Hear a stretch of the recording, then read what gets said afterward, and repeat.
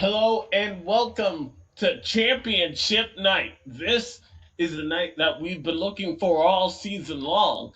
The IndyCar 1909 200. So glad you could join us here. We have a three-person booth here tonight. Me, your announcer, as always, with Dave, our producer, but Sam is in here, Sam Dyer, who will be an analyst. And Sam, it's nice to have you back. It's good to be back. It's been a while since I've been in the booth for the Elite Racing League, but man, what a time to be in the booth for a championship race. We got four hungry drivers, and one of these drivers going to get their first ever Cup Series championship. I'm excited for it, Alex. It is the name of the game here tonight. It's something that these guys have been dreaming about all season long, and someone is going to walk away $500 richer here tonight. So, some money and pride on the line here. You see Tyler Fielding, Matthew Weeks, Jonathan Cutlip, and Nick Massey, and as you said there, Sam, somebody is going to walk away with their first ever joinaps.com Cup Series championship. Yeah, I mean, gotta say for Tate Lytle backing off, not running as much this season after winning three in a row, kind of gifting the rest of the field a chance. And I know a lot of these drivers looking for a good opportunity. Tyler Fode, obviously, you look at the stats, he's the favorite to watch out for, but certainly a lot of these other drivers looking for that chance and opportunity, especially with how they've been running throughout the playoffs. I know Matthew Weeks was excited to enter his name into the championship four grid and to be a part of this race. He feels like he has something for Tyler and Jonathan Cutlip also making it in on points. You can't say enough about that team. And Nick Massey, how about that last lap pass for the win to get a shot? I don't know if you were here last week, but he was able to get it done at Bristol. Yeah, Bristol only leading 2 laps for that race. And like I said, Yeah. last move to get it done. And what a heroic way to get your motivation and get the momentum to be pushing into a championship race. Certainly, tonight's going to have the dramatic and flair, and hopefully it carries over like we saw from last week. I cannot wait. You see the running order, and we'll have Dave run you through our starting order for tonight's race here Okay, at Auto Club. thanks, Alex. Starting on the pole tonight is one of our first of our championship four, Tyler Fode. Second, Joshua Clark. Third is another championship finalist, Jonathan Cutlip. Then Ethan Burrell. Then Nick Massey, also a championship finalist. Chad Frankenfield, Ethan Stanley, Matthew Weeks, our last finalist in 8th position. Chris Wright, Wyatt Knadel, Trey Holmes, and R.C. Enerson back from his time playing in the real world to come back and have some fun with us. 13th, Justin Fortner. 14th, Braxton DeWeese. 15th, Joshua Personette. David Tooker. Johnny Thomas. Jeff Green. Seth Rawls. Michael Hossack. Ryan Schold. Nick Indelicato. Justin Vandermarl. Harrison Talon. And after that, Andrew Rucker. Brent Jones. Zachary Rogers. Gerald Campbell. Kyle Hanshaw. Dustin Durr. Michael Goodman. Jesse Rasimus. Casey Hatch. Scott Crump. Mark Rebelis, Ryan Gavel, and that may be just about the last of them. Robert Hill Jr., Garrison Hogan, and Joe McAdory rounding out the field tonight. 33 cars. Oh, I was gonna say it said 39 here, Oh, 39 cars. but a full house here tonight. What you don't want is to have trouble though early. This is a 100 lap feature here. Steve, what do you think is something that we're going to be worried about here tonight?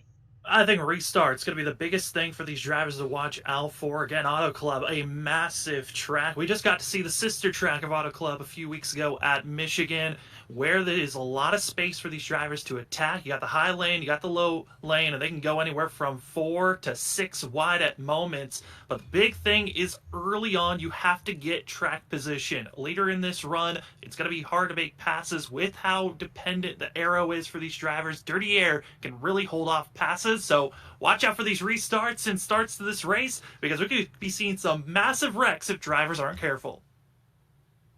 All right, you heard it here.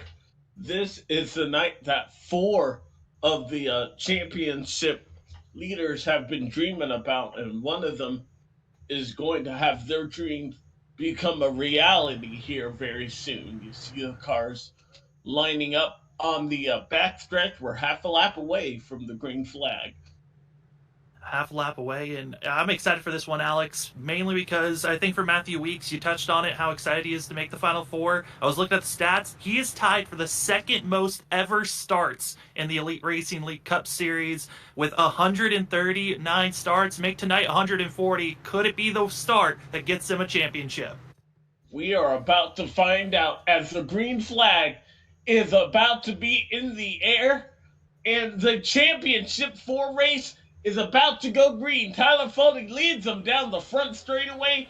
We're racing here at Auto Club.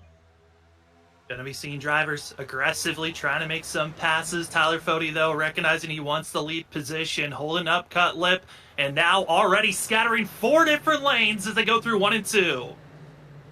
Yeah, 4 wide. You see right in the middle, Chad Frankenfield. He's not afraid to mix it up here, and Tyler Foley trying to snake and break that draft just a little bit, but Johnson Cutler hot on his heels. Championship 4, all 3 of the 4 in the top 3, and it's going to be Matthew Weeks back in 8th place. He's got to have the most work to get moving forward, but lap number 1 goes to Tyler Fody. I don't think anyone is surprised by that. If you're going to get a championship and perhaps $500, you're going to have to take it away from that 40 car.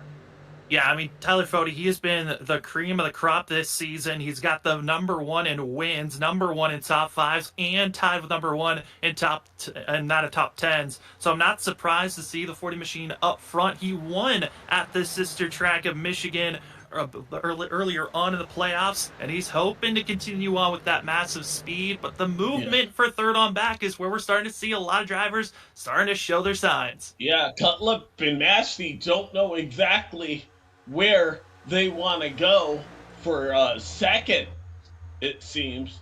Massey taking a look underneath, but Cutlip gonna ride it high, and there's one car extremely high in turn 3, I believe. Yes, that is our 4th championship driver, Matthew Weeks, in that 11 car.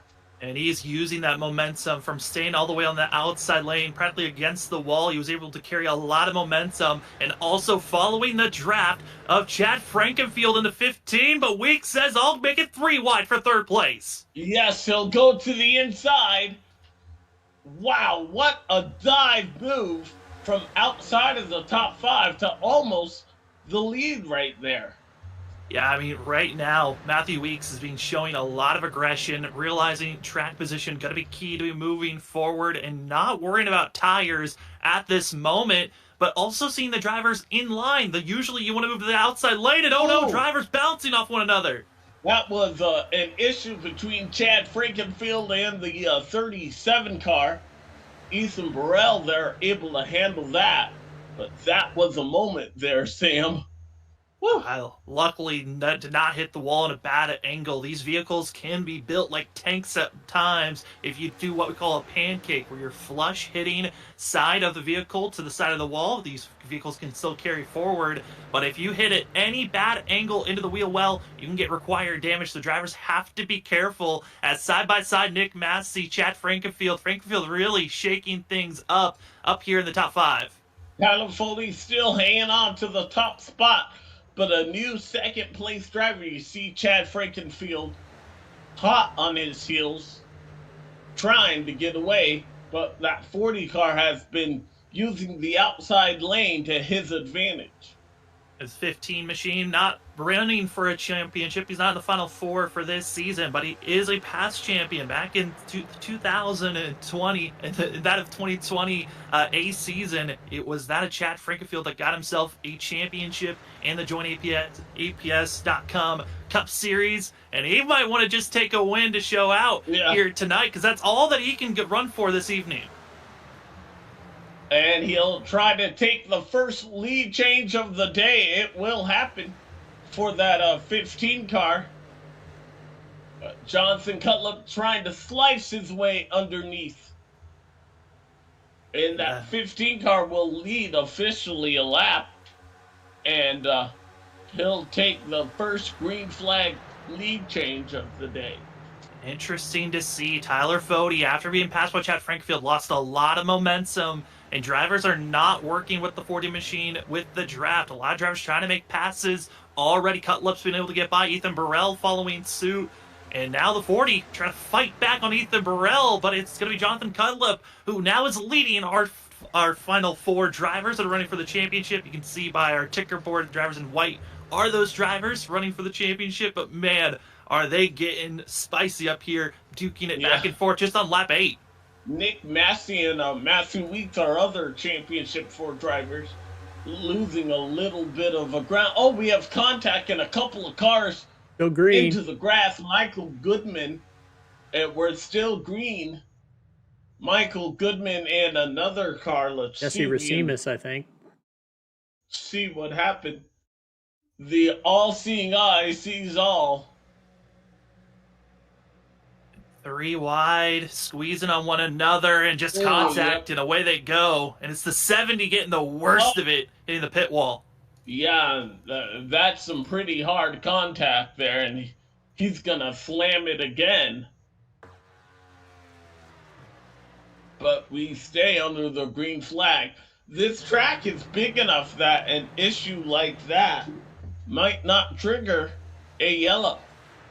Yeah, and also because the drivers were deeper in the field. With iRacing, there's certain parameters that you have to be spinning out either in a 45 degrees or larger spin in front of a driver in front of you with oncoming traffic to require that of a yellow flag to come out. So wasn't enough, and also the contact and spin was off the racing line, so we stay green as we're seeing Nick Massey getting mixy back here now in 10th place. Chad Frankenfield still the leader here. And you see from our race control that was a racing incident, no further action.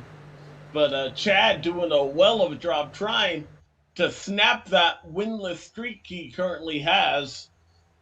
He's not won in 2 seasons. I know he would like to put that to bed. It's kind of shocking that it's been 2 seasons. Usually was a driver that was known for getting multiple wins a season. As the sun starts to creep out from the cloud cover and the drivers getting themselves still side by side, but utilizing the draft to keep each other close. And now they're starting to do a little bit of snaking out there up front. One driver has fallen outside of the top 10 of our championship 4, and that was Nick Massey. I wonder if there's a problem on that 48 car. I think it's more so the fact that he's picked the wrong lane. As driver gets loose behind, and that's going to be Jeff Green, and that's going to be Andrew Rucker who falls back. Just like that, but we still stay under the green flag, but he will lose a number of positions there, Sam. That took my breath away. Yeah, you just see smoke and a driver pointing in a wrong direction. You're assuming that it's going to go bad, but luckily, like we're saying, this track's wide enough. You can save those types of spins, especially on the backstretch, from hitting the inside wall. And we continue to stay green once again, 12 laps in. And I know some of the drivers trying to test the limits on calling jinx. I know I was hearing some drivers over the radio stating, hey, has there ever been a championship race that has gone all clean all the way through a race? And I would say that's testing the limits, putting that out there. That's testing for the series, not just not to say anything bad about the series. I just don't ever see that happening. But I've been wrong before. Would be an incredible feat to see, because I don't believe that there has been a championship race that has gone caution-free. I don't know of any race that I've been a part of that has been caution-free. Guys, we have an issue with Garrison Hogan here. He's been dropping back. He's slowing down. He left something in the oven when he started the race. Oh, no! Oh, that is not good. That's a new one. I always like to point out the ones that are new.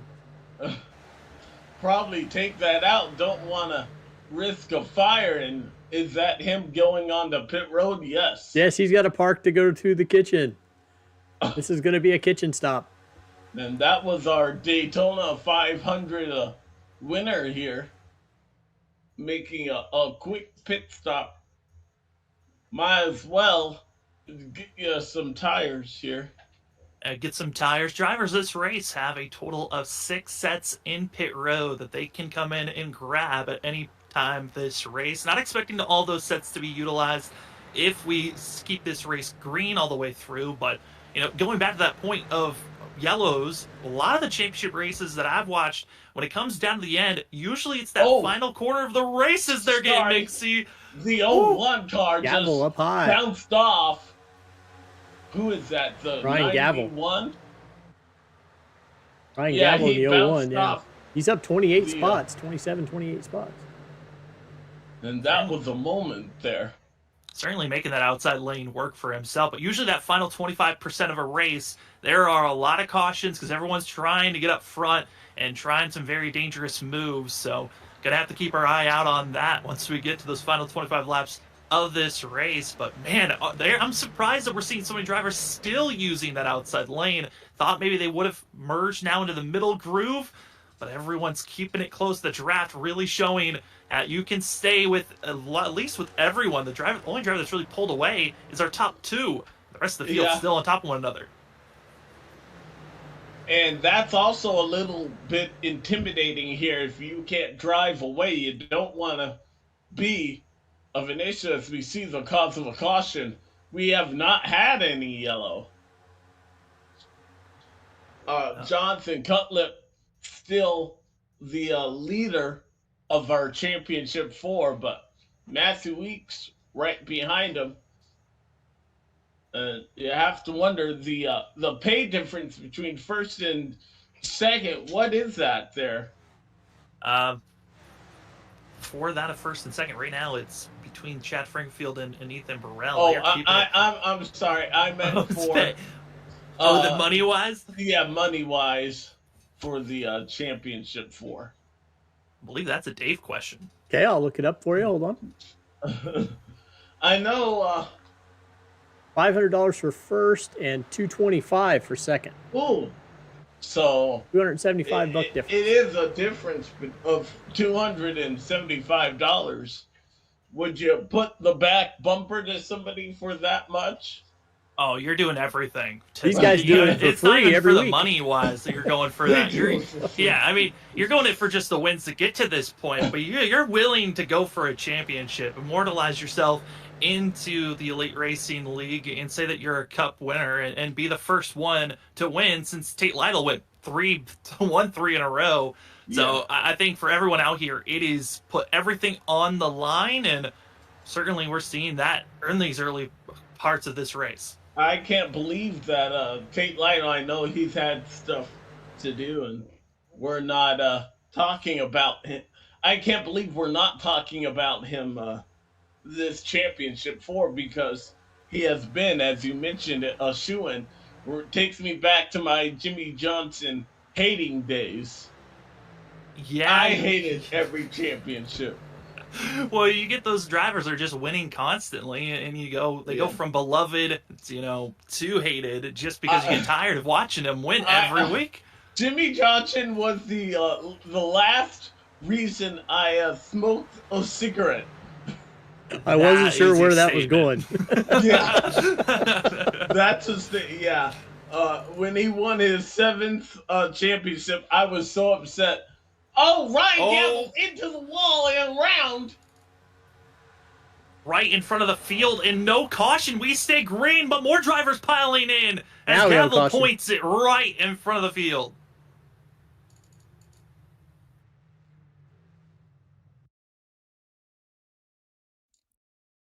Yeah, that began with the 01.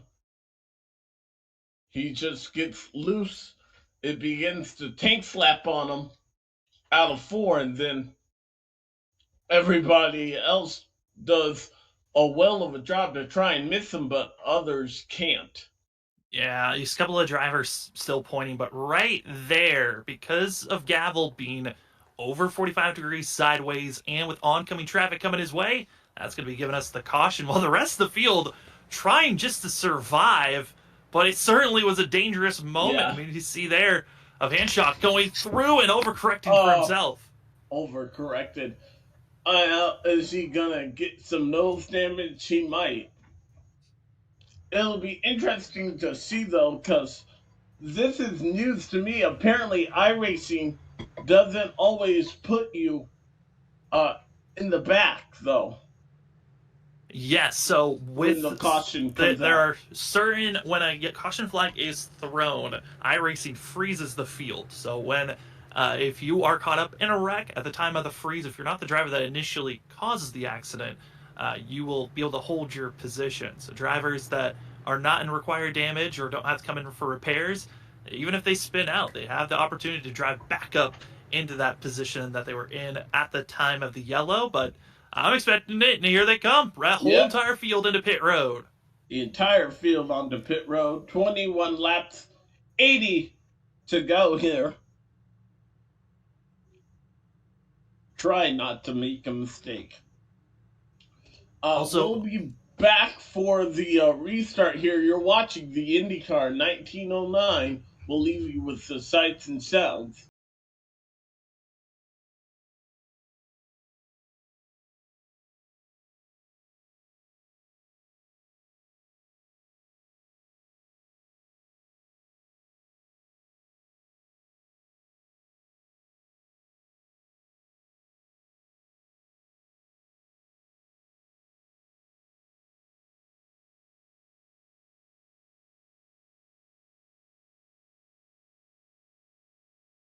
Isn't easy, but experiencing it is. iRacing puts you in the driver's seat with the industry's leading sim racing game. Drive on laser scan replicas of the greatest racing circuits from around the world. Go head to head against other drivers chosen by skill-based matchmaking to ensure competitive racing at every level. Compete across all your favorite series in officially licensed cars engineered to deliver the most accurate driving experience possible.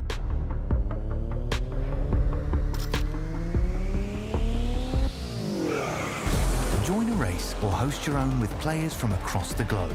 Race against the computer or in a league with friends. Feel the thrill behind the wheel. Visit iRacing.com.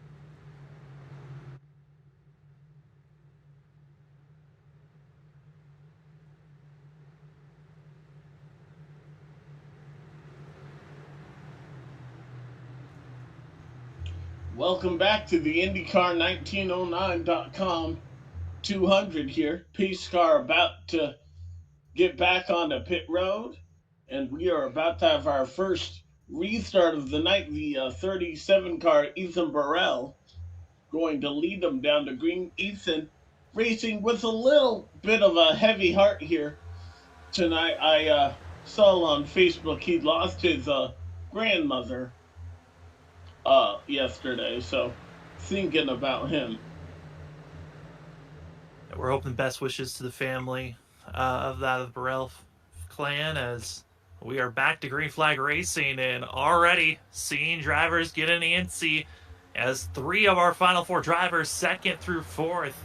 Utlip going to be on the outside, Weeks on the inside, Tyler Fode in third, but it's Nick Massey back still stuck outside of the top 10 which this has been a thing where Nick Massey can qualify well, but it's the finishes where he's been trying to get better at. Yeah. And tonight, more than any other night, you need to have a great night.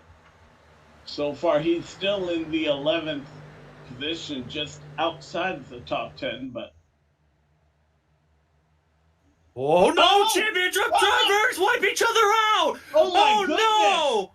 Cody Nick Cutlip. Massey trying to get around, and he will do so, but Jonathan Cutlip and Tyler Foley, the championship 4 leaders involved, and there is heavy damage on the 5 car, and I believe this all started with the 11. Just watching the 11 and the 40 holding their line, but it's the 5. That's going to be a scene. Cutlip trying to merge back up, almost completely clear, but wasn't, and just spins himself off the nose of the 11. And Foley nowhere to go. Had nowhere to go. And the rest of the field, big kudos to the rest of the field, because they've done a great job trying to avoid those championship drivers that were trying to get themselves situated. Evasive maneuvers all around. Yeah. But, oh no, Tyler Fode, required damage for the 40 machine. He has to head to pit road. Oh my goodness. I was just about to say, before that wreck took place, if the top 3 take each other out, the 48 is sitting pretty, but the words were no sooner a thought in my head than that accident taking place in drama. There, you feel for the 40 car who has required damage, but the good news for him is that this is early and he could bounce back. Yeah, and also matters on how bad the damage is. It's seeing it once again. This is live speed, just quick bang bang moves of Cutlip. Thought he was clear, moves up, was not. Saw other drivers dashing down below, and that's a heavy damage for that of Ethan Stanley, as well as going to be the 4 machine. As see there, just drivers trying to scatter their way through, but just nowhere to go. My apologies. I said the 11 car started that, but you're right. It was the 5 coming up, just not clear. Trying to see what Ethan Stanley had him involved here. Let's back it up a little bit. Yeah, he was at a secondary incident here.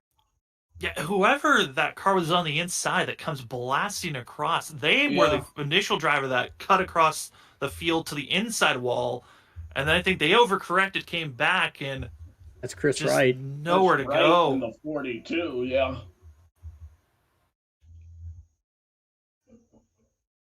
I think he was just trying to get back onto the track and didn't know the 92 car was already there.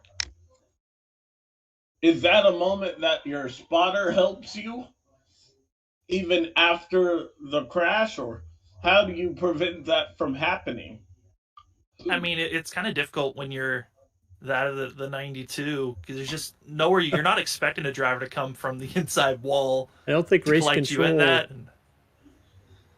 I don't think race control reviewed far enough to the 92 and 42 issue. They were saying the 92 came down into the 42, but I think they're coming him off the wall. I don't think they see what sent him up into the wall. Yeah. And Tyler Fode still in pit road. He's about to go a lap down. Required damage flag has not gone away. And I think I did hear over the radio that him saying he's done. That he's done for the night. Oh, that is a heartbreak. You know, we've never had in real life a championship 4 driver not complete the race. Well, we like firsts. Certainly have a lot of firsts that are going to happen tonight. We're going to have a first-time champion. One of these drivers is going to get their first ever championship in the JoinAPS.com Cup Series, and now a first of Tyler Fode. Will he be able to come back into the race? And based off the amount of damage that he has, I think even if he gets back out on track, he might be underpowered. The aero damage could be just horrendous for him to even start moving forward. He needs the other 3 competitors to get destroyed and have terminal damage while he tries to get back out of track. And you certainly hate that because that wreck was no fault, surely by him. Just a misjudgment on the five cars. We are getting set to go back to green. However, one man's loss is another man's gain. The 11 car up front, he leads that outside lane, and we're back to green here at Auto Club. Back to green flag racing, and it's Ethan Burrell. Quick launch for that of the 37 machine. Matthew Weeks going to be in second, hovering in the middle groove. Nick Massey back in 8th position, but we do have a report on that of Cutlip. He's back mired in 30th position. Did have some major damage that he needed to get repaired, but the 5 is on the lead lap. Gonna have to watch to see how well he can climb through the field, as this is just a madhouse and looking like a maze on how to get through this clogged up field that he has to get practically up to the lead now. Yeah. The good thing for him, he didn't have a lot of damage, so that car is still drivable, but like you said, track position is going to be key. This driver's up front. Lap 30 now starting up here is Chad Frankenfield. We've seen him put himself up front. Chris Wright, who we just saw be involved with the Ethan Stanley incident, he's now up inside of the top 5, and Nick Massey just hovering in that 5th, 6th position, trying to make the inside lane work for the 48. Well, how does that work? Well, you go the shortest way around to the inside, and you find speed while other drivers have to back off and find yourself grabbing a couple of positions. Wall there. I think that was the 42. Doesn't slow him down, though, as he is looking on the outside of Justin Fortner there. Oh, driver's back half of the field, and I saw a glimpse of it. I think that was the 5 involved. Oh. Caution is out. And yeah. 5 car and the 01. So both their second issues of the day. Oh my goodness. It goes from bad to worse for Cutlip. But watch out for the 01. Right outside, on the outside of the 5. It's Ryan Gavel snapping loose, overcorrects, comes back down, clips the 5. But then for the 5 machine of Cutlip, it just goes from bad to worse. That's a huge collision for the 01. Oh. And that is the second wreck of the night that I believe will be called for him. So I believe the 01 is done. Watch McAdory here. That's going to be the 68 late in this wreck as we stay on board with the 5. He comes back up, gets T-boned. You're right. T-boned again, but watch this later one. Just clobbers. And the 01, as we had mentioned here. Oh, my mistake. That's my dog being dumb. Well, that didn't sound like a dog. That sounded like a human. That's my fiance yelling at my dog. I think the 01 was reacting. We saw the 31 also get loose. Just so McAdory's going down low to get away from everything. I don't know what it made him go back up the track into that. Well, you're seeing his RPMs fluctuating. I think he might have accidentally gassed it up. That threw him around, or maybe I heard also he was hard on the brakes. And if you lock up the brakes, you have zero control on where that car's going to go. You have to let off on the brake pedal to be able to turn away from an incident. And it looks like that was not the case. But in other news, though, luckily for that of the 5 machine of Cutlip, he was not given a required damage flag, but tons of optional damage that he's going to have to take a lot of time to come into pit road, get repairs on this 5 machine. So, yeah, he's going to take a lot of time in pit road, but it's not completely over just yet. Has gone from bad to worse, and I have not seen the 40 car return back to competition. No, he's still in pit road. He's been in pit road for now over 8 minutes. Is Tyler Fode got the pole, set himself, feeling confident up front. About his night, yeah. That is certainly not something we wanted to see for that 40 car. Lights are And still after, on. I can do a broadcast. I can do speeds here while we're one more Oh, lap yeah. under caution. ooh, Why not? We are the Join APS.com series. APS offers a complete solution for all types of businesses that need to process credit card related transactions. Their industry specific solutions provide the best options for your business model. They have experienced client service representatives who understand what your processing needs are.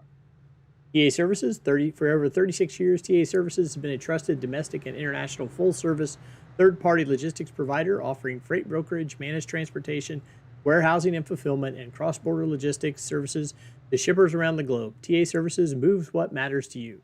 TA Services team makes ship happen for you. Blue Egg Marketing is the marketing department for small businesses. For small business owners, Blue Egg is your biggest fan. And finally, Worldwide Technology Raceway. Worldwide Technology Raceway is a motorsports racing facility in Madison, Illinois, close to the Gateway Arch. Features a 1.25-mile oval that just hosted a NASCAR Cup race and an open wheel series we're not allowed to mention by name. They have a 2-mile infield road course used by Speed Tour Trans Am, SCCA, and Porsche Club of America, and a Kartplex state-of-the-art karting facility.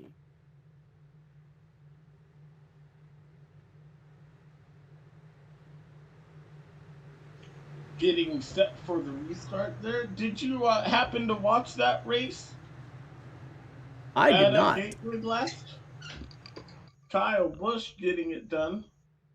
Was it another 6-hour-long race? Because every time I turned it on, it was like a red flag. So. They had to fix some of the safer barrier in turn one as we go back to green, but there was a weather delay early in that race as well. certainly was an interesting one. You had a feeling that there was going to be a late caution, and it did pop up. And curious if that's going to translate here to tonight's race after a couple of quick cautions, and if the drivers can settle in for maybe a longer run. So far, our championship four, half of them have had woes. There, Tyler Fode going to be out of it, and Johnson Cutlip, he's been involved in two. Oh, car in the wall Fortner, there, Justin Fortner. Fortner. Pro Edge 1, 2, 3 right now.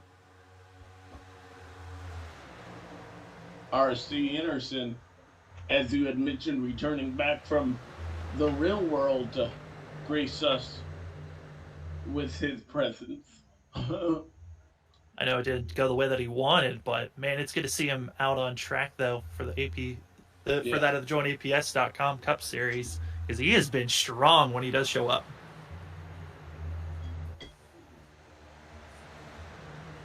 He was my dark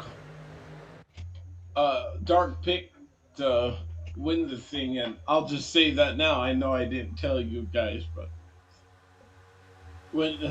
anytime you mention R.C. Anderson, the level just gets taken up a notch here. But it's that it does. And Chad and RC. RC and Chad.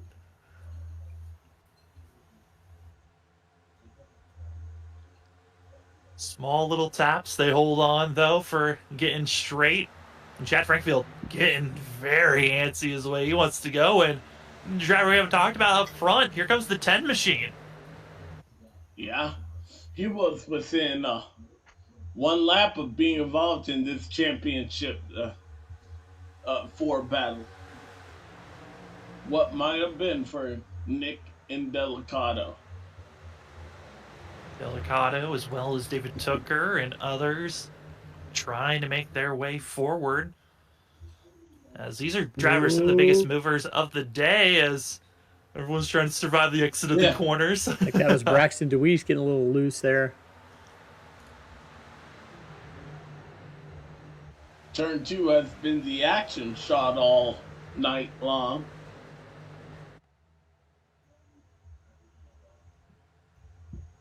Seeing that driver out of line. Going to be Nick Massey Everyone just creating a train, getting in line and follow the driver in front of Yeah. you. Oh, we see the two car. Our buddy Robert Hill Jr. might have had an episode here. Let's see what happened here. Oh Oh, yeah. yeah. Small tap. Did some lawn mowing. Oh,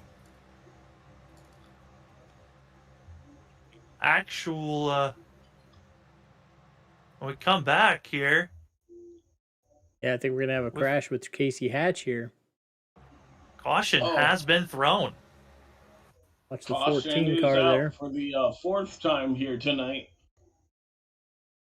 14th into the 32. Like Dusty Jura gets into That's his left just rear. two drivers, I believe, going for the same spot. And yes, the 14 going around. Yeah, I Racer think. gets by. 84 is going to Oh, tag him at the end there, White Canadal. Mm. Through no fault of his, really no fault of both those drivers. yeah, it looked like for Casey Hatch, he was just poking the nose, trying to go 3 wide to make an aggressive move on the entry of turn 3. And you're going to see the driver on the inside. That's Dustin Dorr just trying to get a better angle on having a better turn in. And oh, what a save by Talon. But Dorr, I don't think Dorr expected to see Hatch to lose outside of that contact. Easily could have been avoidable, but contact's made and it resets and could scramble up on drivers changing their strategies because the last time a lot of these drivers came into pit road was 18 laps ago. But a group of drivers did pit on their last caution, so we'll see where drivers line up after these replays. We'll break it down for you with sights and sounds right after. It's Chad Frankenfeld. He likes to stay out. We'll be back for the restart, the fourth one of the night here, coming shortly.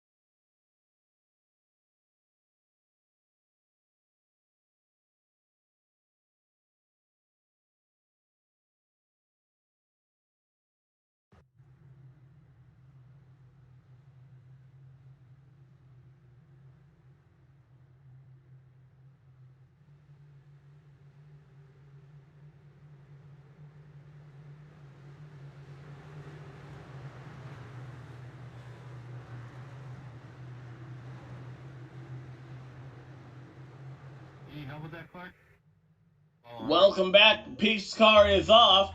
The top 10 did not elect to pit.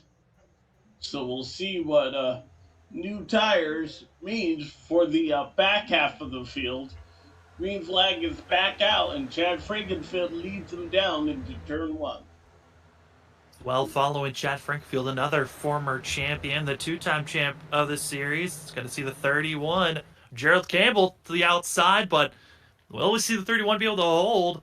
They're thinking about going 3 wide again. Drivers that are on the oldest of tires, Chad Frankenfield, Garrison Hogan, they're on 20-plus old tires. The rest of the drivers inside of our top 10 on 10-plus old tires. Rest of the field just got some freshies. All right. Not a big deficit, but we'll see how that 15 car reacts if it starts to lose a track position. So far, clean air seems to be the name of the game.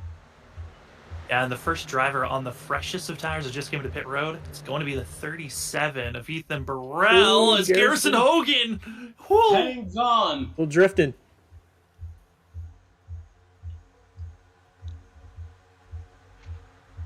Garrison on the oldest tires inside the top 10.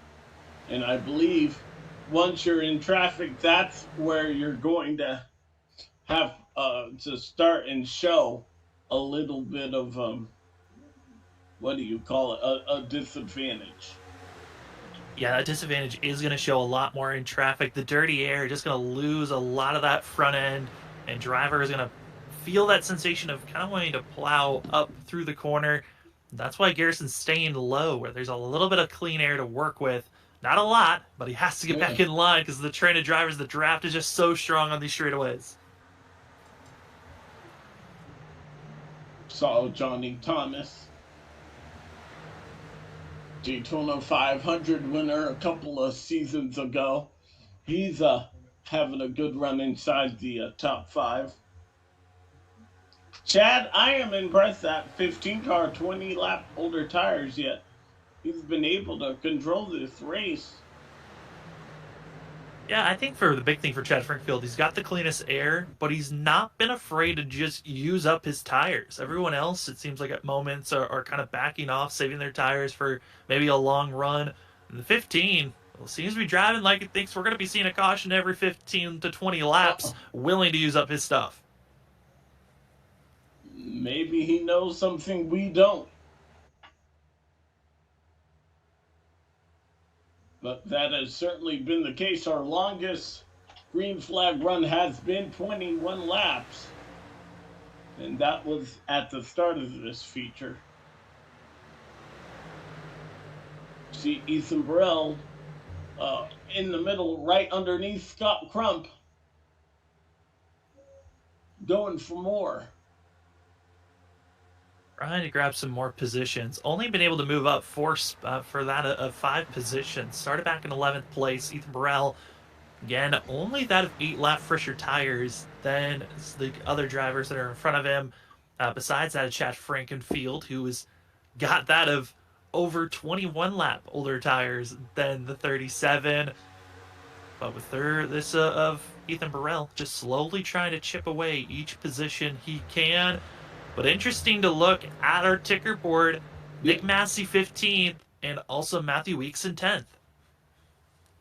Currently, Matthew Weeks holds the top spot. And remember, of the championship 4, it's who finishes ahead of who. You don't necessarily need to win the race. You just have to beat the 3 other guys you're racing.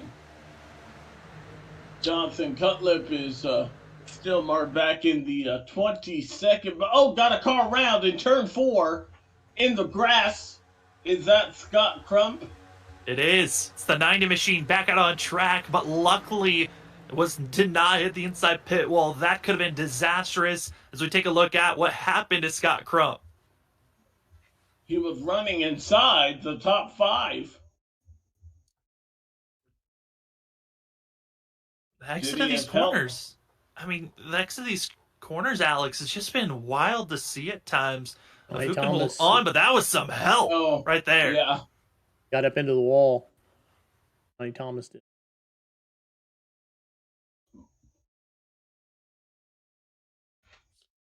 And that's the big, when you're in the grass, it's like you're on ice. So that's a great job by Scott Crump not to get into the wall. And then also when he got back onto the course, didn't collect any other drivers, but has lost a lot of time from inside of the top 5, now down to 26th position. Yeah. Is that a Scott Crump? But also other drivers in front starting to see the battle for the lead start to get closer and closer. Chad Frankenfield's lead, it is gone, and Ethan Burrell is now up to 3rd. Making light work on those new tires here. We'll see if the draft hinders his progress. You see Chad's lap times are falling. A little bit of recovery on that one. And we're about 10 laps away from what I believe is the green flag. Weeks around. Weeks! Turned around right in front of half the field. Nick Indelicato also involved in the championship 4 leader. Matthew Weeks goes around. I'm telling you. My goodness! What is happening? The drivers were notified to avoid the championship drivers. The championship drivers attack each other. And now we see it the second time a driver's been tapped and now spun around. What a moment!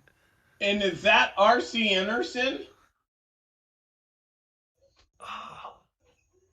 I couldn't see who that car is, but it definitely was not his fault. But the 11 car gonna get the worst end of that. I think it's going to the 46 of Kyle Hanshaw. Kyle Hanshaw, yeah, just gets loose and can't collect it, and he sends the 11 car around. And Nick Indelicato, got into RC Anderson. There's where RC was. Sorry, I just saw the white car, and there certainly are a lot of them out there. Yeah. Wow. And you see everyone trying to avoid, scatter as much as they can. Nick Massey just cleanly gets by, and what a bounce by that ball. Still got some ball, but he got some air time. Ball with a wild ride there. And that was right at the halfway point of this race, and now we could say at least 3 of the 4 championship drivers having some major issues. To see riding on board with Seth Rawls. In front of him, Tyler Fode is back out on track, but 6 laps down is the 40 machine. And we were talking about Nick Massey, and I even mentioned it. Like, all you need is these 3 other drivers to take them out, and so far that's exactly what has happened. Nick Massey might be he's the only championship 4 car that has been undamaged and currently enjoying that feat in the 10th position. Now it kind of turns into, how long is Nick Massey going to be the cleanest driver of the 4? Because everyone else has gotten a taste of it. And Auto Club, not traditionally known to be a championship race that you go to, but Auto Club is a track that either you're going to find yourself going into some major long green flag runs, or it's a wreck fest. We've had 5 cautions in 53 laps, and we're inching closer and closer to that dramatic stage where you're fighting and clawing for every position in this second half of the race. Yeah. Did we get a damage report on the 11? He's back out on the track. He was in pit road for 55 seconds. So that's at least 40 seconds for repairs that he had to deal with. Wow. Don't know if there's much required, though. There was no required, luckily, for the 11. The only driver that was given required from that incident was going to be still Ryan Gavel, who has finally been able to get his damage cleared. So technically he could get back out there, but I don't think we're going to see Gavel back out. I believe, his second tally, so I don't think the 01 car is with us anymore. Or allowed to be. Not allowed to get on track. Still watching though. Championship race. It's kind of hard to leave the session. You want to see what drama and fireworks they're about to shoot off. And there certainly have been drama and fireworks tonight. I was leaning toward the 11 car as it might be his race to lose, but after that, who knows? Maybe that 48 car. Yeah, I mean, what's crazy to think, Cutlip's not out of this yet. The 5 is in 13th position. He's right there. Nick Massey's in 7th, so it's still a fight. Nick Massey again, cleanest vehicle. He has to wait till 6 laps to go before he would be unable to clear any more positions as we get set for the restart here. Chad Frankenfeld elects to start on the outside. We're back under green here at Auto Club. And big thing of note, all drivers did come into pit road to take a set of tires and fuel up on gas. So everyone's on a clean slate. How are they going to be able to hold off for this position for themselves as Ethan Burrell be moving, but this Reckon behind. Reckon back on. Hard in turn 2. Oh, it's a big one. There are a lot of drivers from about 15th on back caught up in this one. See the 38 of Jeff Green, the 28 of Joshua Clark.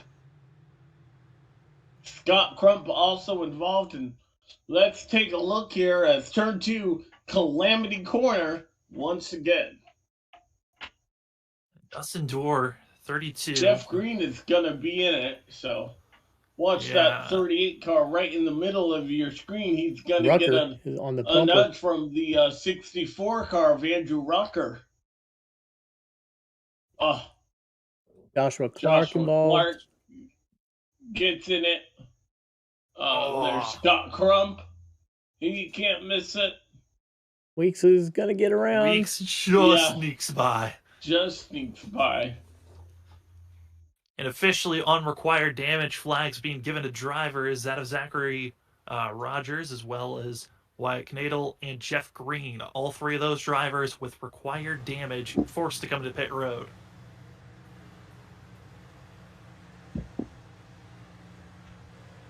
Don't know why the 64 car all of a sudden got into the 38 car, but that is what set that off here. Maybe we can ride on board the 64.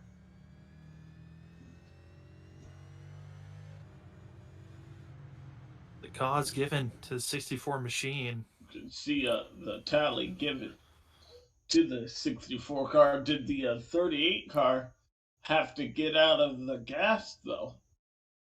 He's doing a lot of wiggling and then gets the bump. You can just tell that Rucker felt a lot more confident through that corner, and the 38 was in trouble. About the 5 car just sneaking through. Ooh.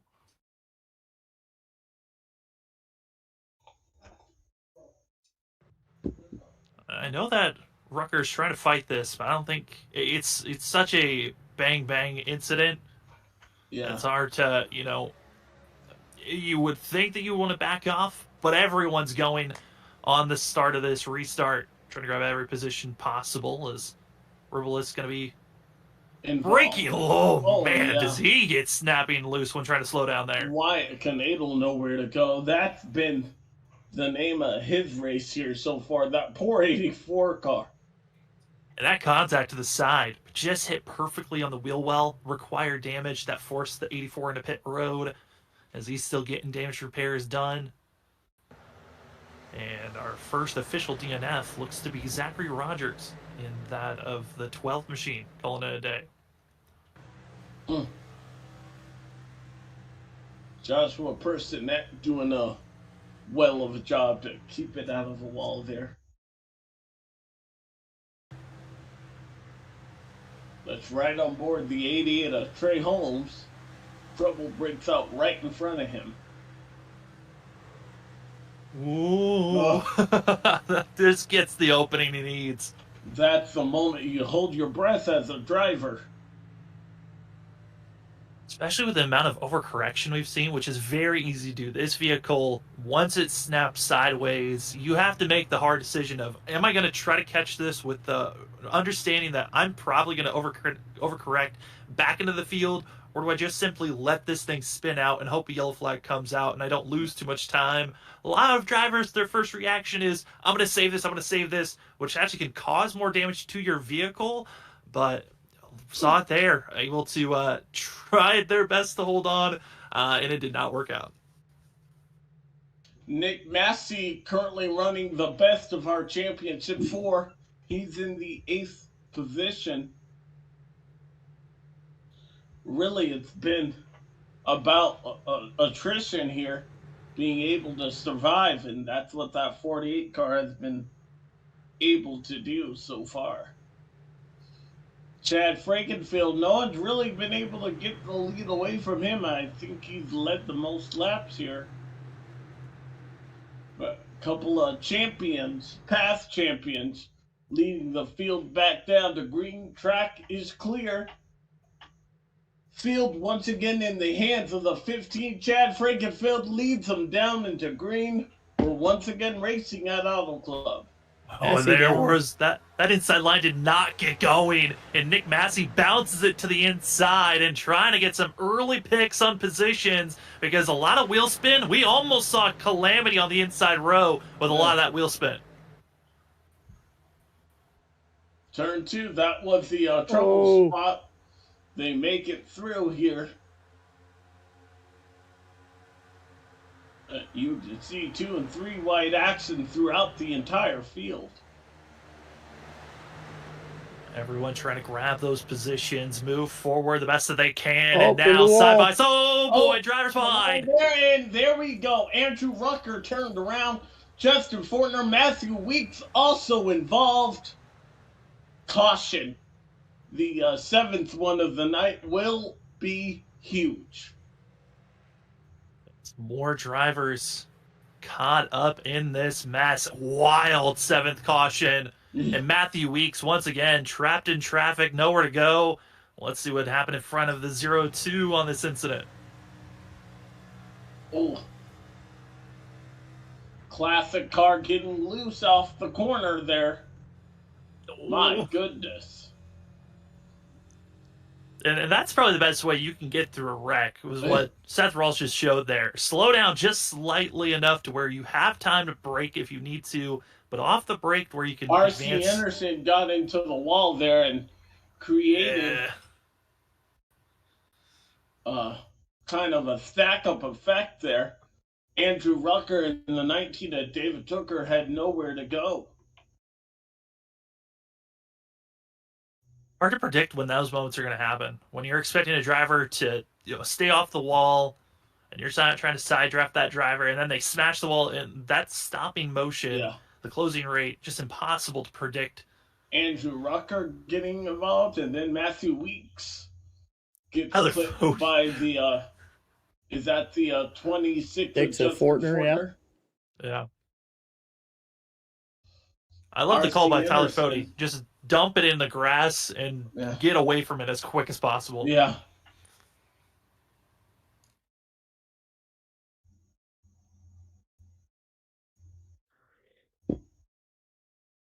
Let's ride on board the 11 car. You get to 23 and then I'll do the 11. The 23. Ooh. The 2 of Robert Hill kind of taking care of the 64, enough for the 23 to get going. A little bit of follow me, I'll take you to the promised land right there for Talon.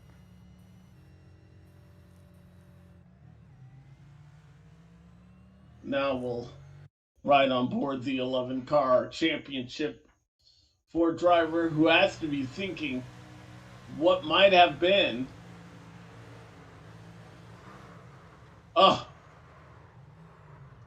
That's such a hopeless feeling when you think you're going to get through the wreck and then you get clipped, and it's just so demoralizing. You don't see it. See Casey Hatch also with some damage there. And this is the third caution of the night that's come on a restart.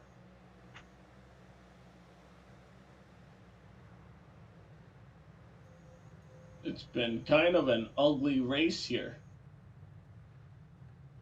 as of late. 7 cautions and less than 60 laps, and all of those really after lap 21.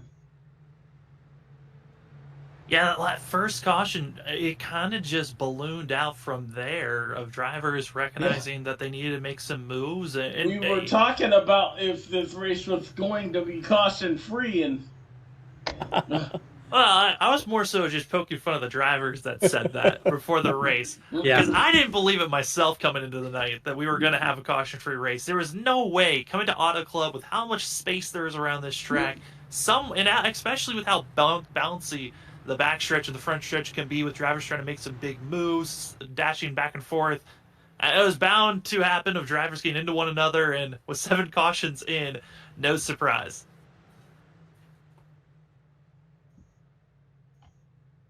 I think we're about to get set for the restart here, the double wide.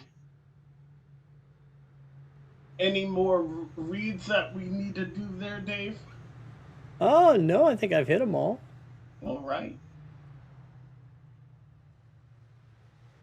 PA services always, their read, it always gets me every single time. I can never get over when we Make have to ship do happen the for you. Just one letter from danger. Make ship happen. I practice it in the off time. I'll be just sitting up out of nowhere. My wife will be like, "What are you mumbling over there?" I said, "Make ship happen. Ship happen." That's really funny.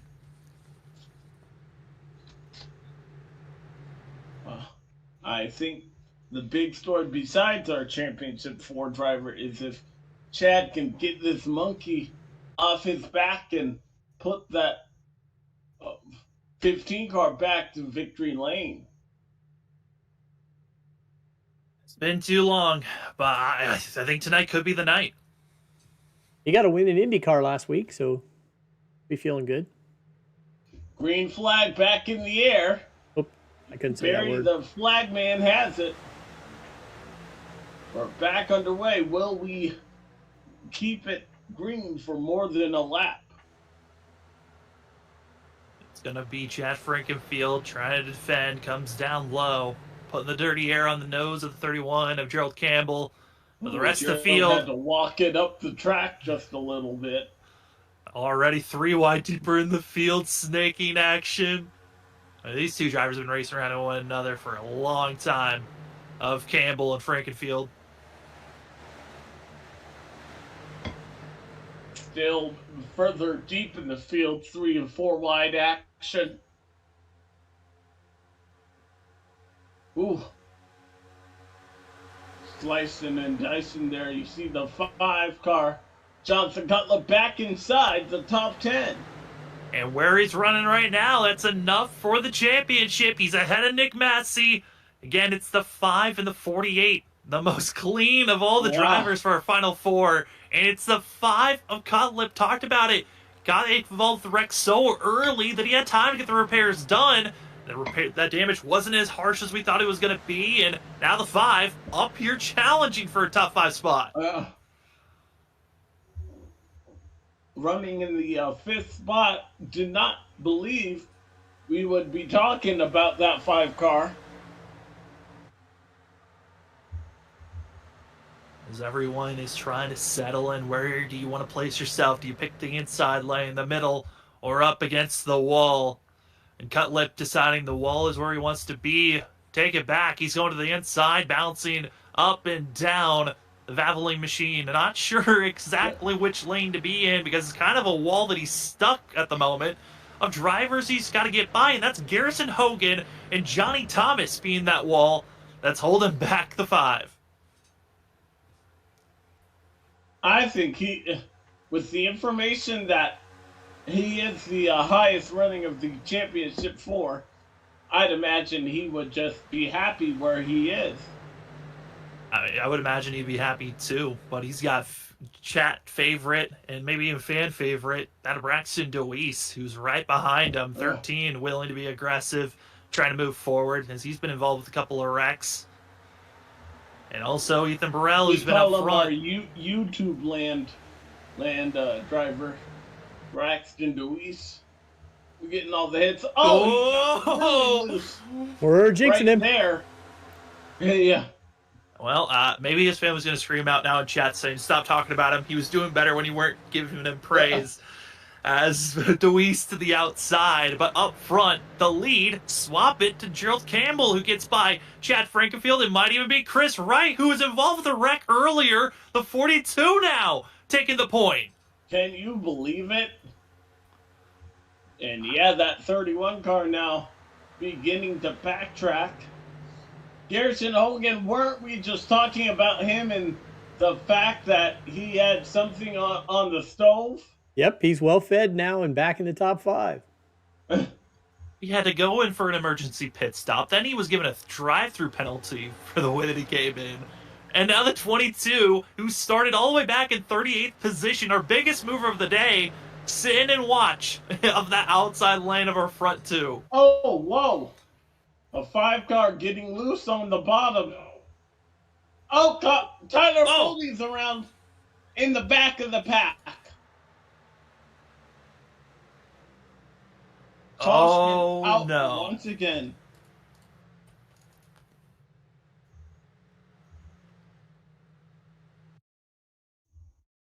And I think it might be what's been similar for most of the night. Half the cautions have been drivers just misjudging where they are on the clear. Foley was not clear, and Seth Rolls nowhere to go.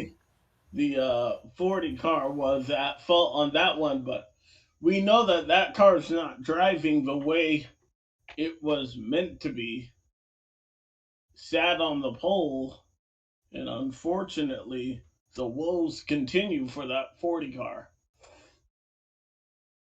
Robert Hill is assisting other drivers, making waves through. He'll get a good shot of seeing some drivers. And a tally given to Tyler Fode as Hill gets through.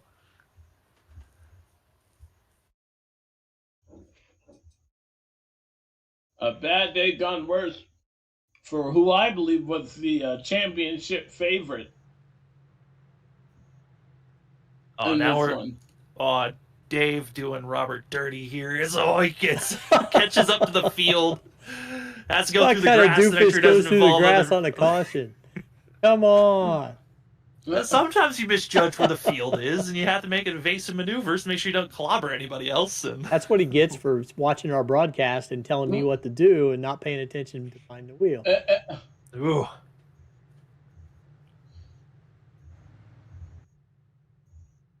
Ball back. Everyone into pit road as the 40 machine makes his way to his box.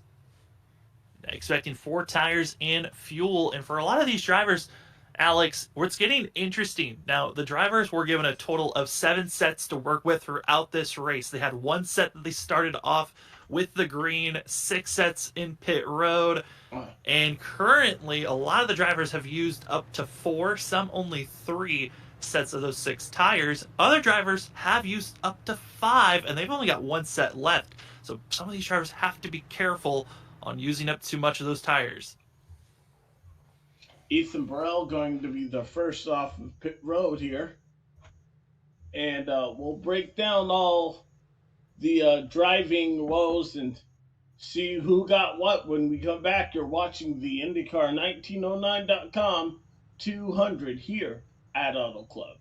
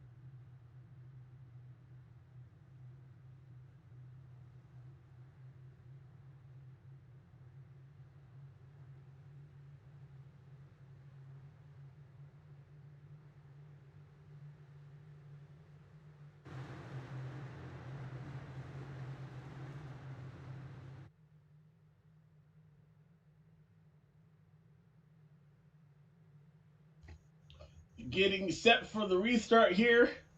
We're getting down to the final last 28 laps. Now make it 27 laps of the season here.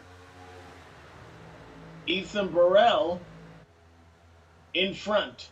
Scott Crump doing a well of a job trying to take the lead away underneath. Ethan Burrell, Scott Crump have to be careful, though. Both drivers taking 2 tires as they're dicing it back and forth. But these top 2 drivers taking 2 tires going to loosen up the vehicle just a little bit. They're trying to help in the dirty air. But up front could be disastrous if they're not able to hold on for these upcoming laps, trying to build up the heat in these tires. Chad Frankenfield looking underneath. Oh, got a car around. That's Joshua Personette. That is going to trigger a yellow flag. Joshua Personette comes to a rest on the front straight here. Let's see what turned the 18 backwards right in the middle of your screen. Did he have help? The 32. Yes. Yes. I would say so. I mean, it looked like a reactional move by Dustin Dorr, trying to avoid the driver that potentially could have bounced off the outside wall. So he pulled down, trying to give a little bit more space, and just came down. And Josh Personette got to run the whole entire front stretch backwards. I have a request. Can we see that from the flag stand? Yeah, hold on a second. Watching it from Michael Goodman, who said to check his in-car. Oh. Wow. That's parting the seas right there. Okay, then we want the flag stand is what you're asking? Yeah. I went to Charlotte the other day. There was, I don't even know the driver, but the flagman was so hell-bent on giving the passing flag to a certain driver. He never missed.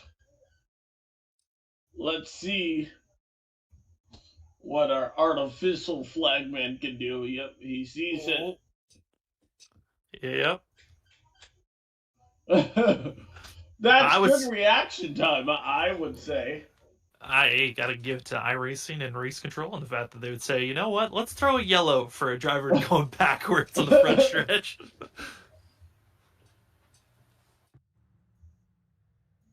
It was just the most intense blue, yellow stripe passing flag flagship I've ever seen from a flagger for NASCAR. With how long Charlotte is, I'm not surprised that they would be, focused at all times. They got to find a way to entertain themselves for that almost 5 hour long race. So it makes sense. It was just so fun. I mean, every lap, he did not miss it. He was like, get out of the way, dude. Oh, man. Well, this is a sight we haven't seen for a while. That's championship drivers next to one another. Yeah. In Johnson 8th and 9th place. Still holds it. Nick Massey wants it, though. How is Massey still up there? Well, he's the only Championship 4 driver that has not had an issue tonight. It's just wild, the fact that he isn't further up ahead. Yeah. And just staying in the top 5 all race long. It seems like he's around the danger, but somehow able to avoid it. While the other competitors, they've been caught up. Matthew Weeks is still in the fight. He's in the 13th position. That's wild to think of the amount of damage he's been a part of. Cutlip's been involved with a lot of incidents as well earlier on. And Alex, we're in that 25 lap zone I was talking about at the start of the broadcast. This is the true danger zone for this competition. Oh, it's our last one of the season here, Dave. Who do you like? As we get down to 25 to go, the ticker has officially ticked over. Dave. What? Sorry. Sorry. What? No. I was asking, who do you like here at Who the do I closing like? stages? It's our last one of the season. I'm going to choose Chris Wright for the win. All righty. Massey for I'm the going to go championship. with that 15 car, Chad Frickenfeld. He's going to make me a believer. I was going to go with Chris Wright. I'll take it back. I'll go with Ethan Burrell on this one. I don't think anybody's going to let Alrighty. Chad win. It's the last race of the year. You think they're going to let Chad be in winner's circle? Perhaps. That car right in front of him, I think, will not allow. And the one yeah. beside him. Oh, no! Driver goes down low. It's the 88. And yellow flag strikes. Oh, I didn't even see that. Yellow flag out immediately there. Let's see what happened here. Is that Trey Holmes? Yes. The 88 car, where is he? Right in the middle. It's the gray car, and I think that's Matthew Weeks. Oh, yeah. He He clips him. Matthew Weeks. I know. Oh no, he's coming back up the track. Oh. Those guys are buddies, so I would just have to say that that was a mistake on the 11 car part. Yeah, mainly just trying to side draft, slow down any momentum on the outside, and it did not stick. Instead, spins him around. Right on board with the 0-2 on this incident. Seth Rolls has had an interesting avoidance type of a night. You just see smoke. Driver comes back up, and oh boy. This is the fourth caution flag to have happened right on a restart here.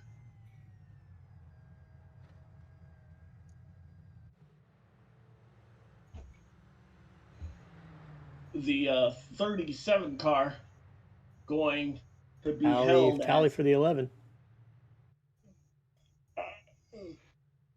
The leader here. Gonna be Ethan. Of our tallies, I did not think our championship 4 would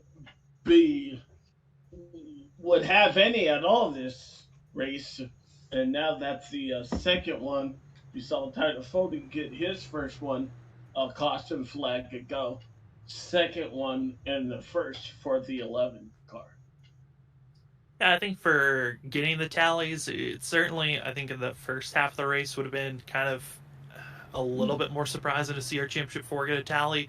I'm kind of not surprised for this later on in the race run, mainly because this is crunch time. You've got to scrap for every position you can, and usually I would expect to see a tally come from when you're maybe touching another championship contender, but at this moment, you've got to run aggressive, get up front, get that track position, and for Matthew Weeks, he's got to hope that he doesn't get any more damage because he's been grabbing a lot on both sides for himself. Wow. I'm sorry. So there are 3. I missed that we gave 1 to a 5. You saw. But we'll break down everything with the restart. 20 laps to go here. Will they be clean and green, or will we see the yellow flag? We'll find out. 20 to go here at Auto Club. You're watching the IndyCar 1909.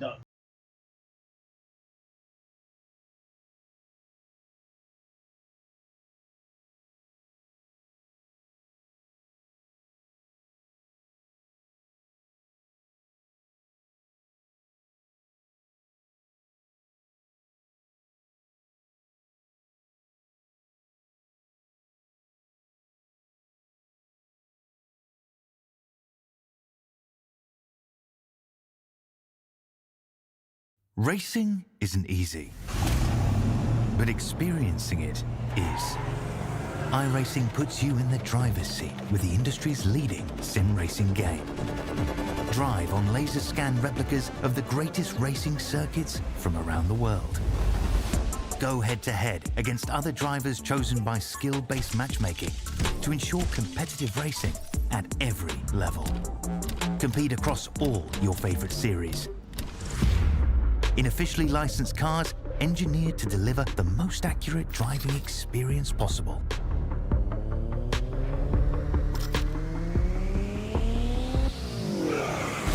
Join a race race or host your own with players from across the globe.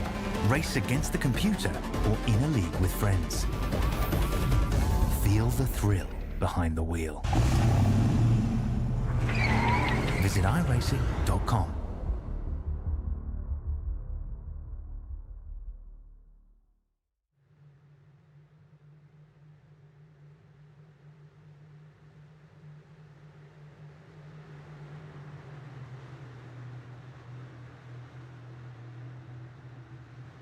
Right, so as we had already mentioned, 3 of our Championship 4 drivers saw with the tally.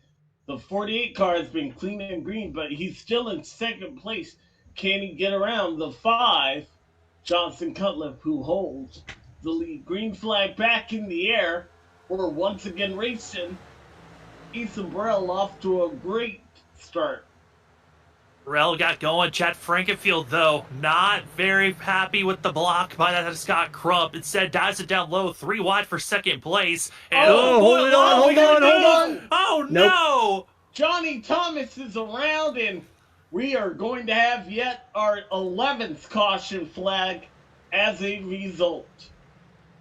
How many cars did it collect, and are there any other Championship 4 drivers involved? We Watch saw out the for 91 car.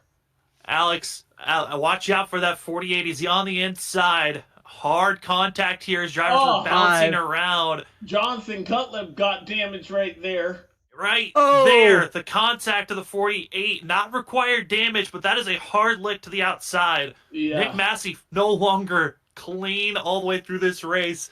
Now all 4 championship drivers have been caught up in something.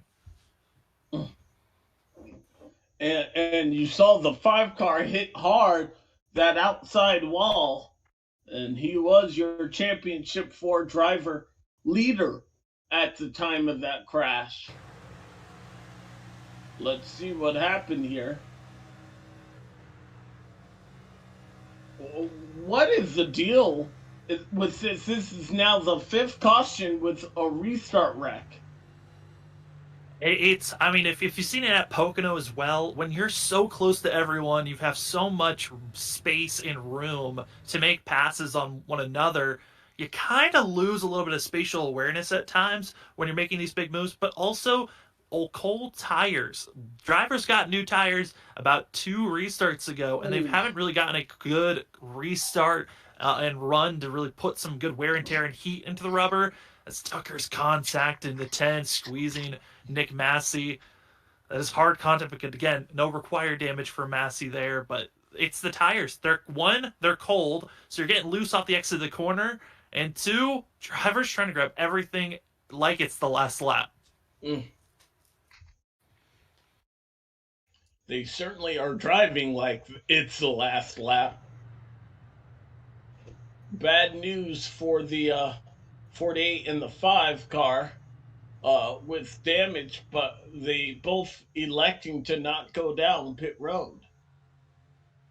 Tyler Fode, because he was not involved with the incident, he'll take a wave around for the 40 machine, and he'll be now only 5 laps down for Tyler Fode. But with how many laps are left, he's gonna need a quick caution almost every single lap. That when we go back to green, and hope that Johnny Thomas gets involved, because Johnny Thomas is the first car 1 lap down. Yeah.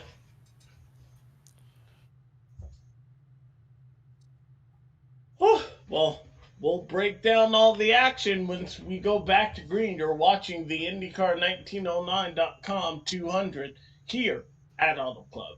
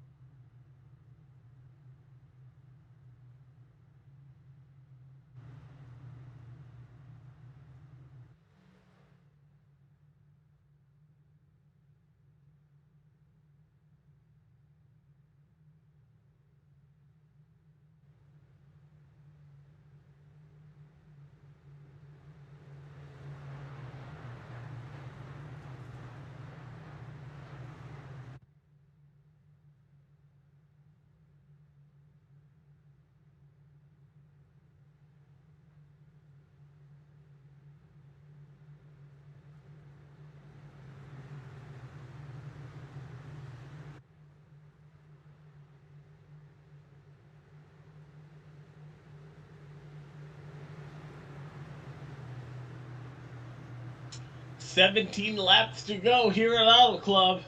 I don't think we're done seeing the last of the yellow flag yet there, Sam. What do you think? No, I think we still have a good, maybe 3 or 4 cautions still left in us if we even need to get overtime. We'll see if we're able to get through us.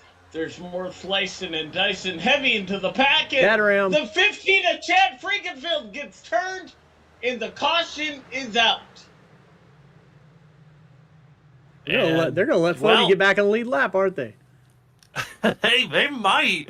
It matters if he was involved in that incident or not, because of the fact that Johnny Thomas is still sitting in pit road. If Tyler Fody didn't get involved with this or get any incident points, the 40 would get another lap back. Chad just cuts down just a little bit. An aggressive side draft, and Joshua Clark gets into it is that Dustin Dewar in the 32, I believe, and it's a 4-car jam session on the outside lane. Mark Ribbles nowhere to go. 6th caution. The 22 into the 15. Well, with how big this wreck is, Alex, this is the most drivers. The 22 gets his tally. Oh, really? Wow. Okay. I thought it was the 15 into the 22 there. Yeah, I must have a different version of iRacing than everybody. Different version, maybe. But they just to talk on this point of this was the most drivers caught up with required damage. Chad Frankenfield, Dustin Dewar, Michael Goodman, Mike Ribbles, and Joshua Clark all forced to come to pit road with required damage. Wow. 15 to go, and that takes out my heavy hitter. I really thought Chad had something for them today. We look on back from the 37 car. There's the 15. Maybe some net code? No, what happened here is I think for Chad Frankenfield, he just kind of got zoned in on following Ethan Burrell, trying to get the draft all the way through the corner. Comes down and taps the 22 and sends him around. Scott Krupp doing a good job to get around that. Nick Massey is able to take the championship 4 lead. I believe I saw him just in front of the 5 car there.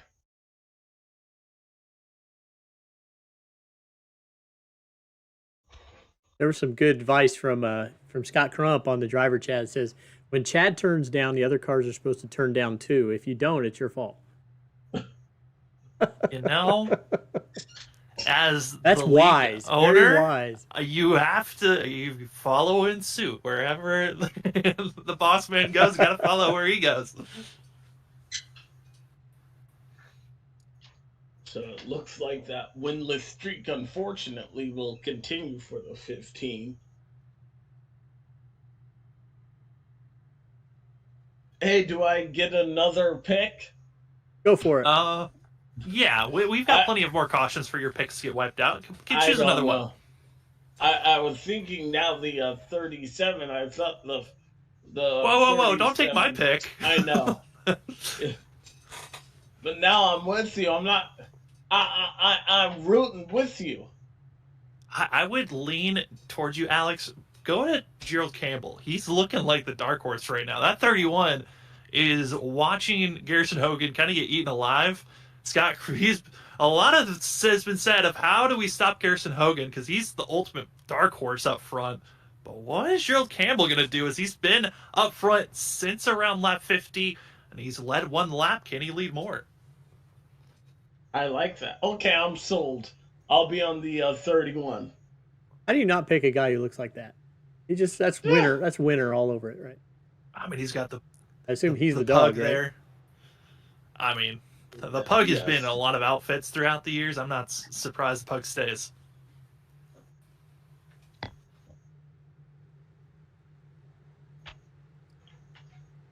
I just hope we get one green flag underneath our butts here on this restart, although that might be a tall order. Another thing, Tyler Fode is now just 4 laps down.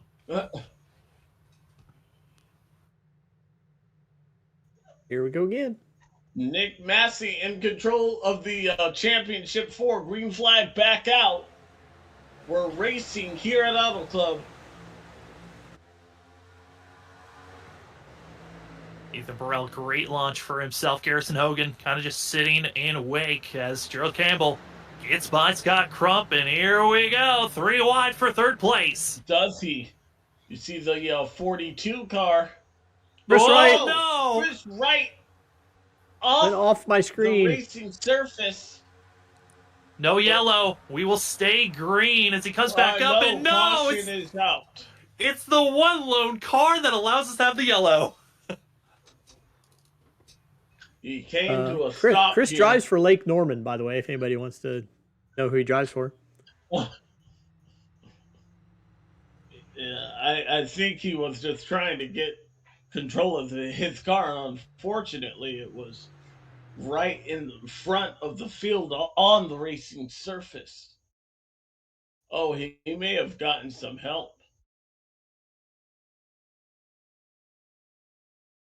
Car does a full 360. And once he comes back up, completely puts it to a halt. It's going to be the 44, Michael Goodman. So he drives on by. That's the oncoming traffic while you're on the racing surface to angled, and that's what brings out the official yellow. Caution out. And that's our, I believe, 6th one on a restart here. I'm going to run to the restroom here, guys. I will be right back so we can bring you the finish of the IndyCar 1909.com 200.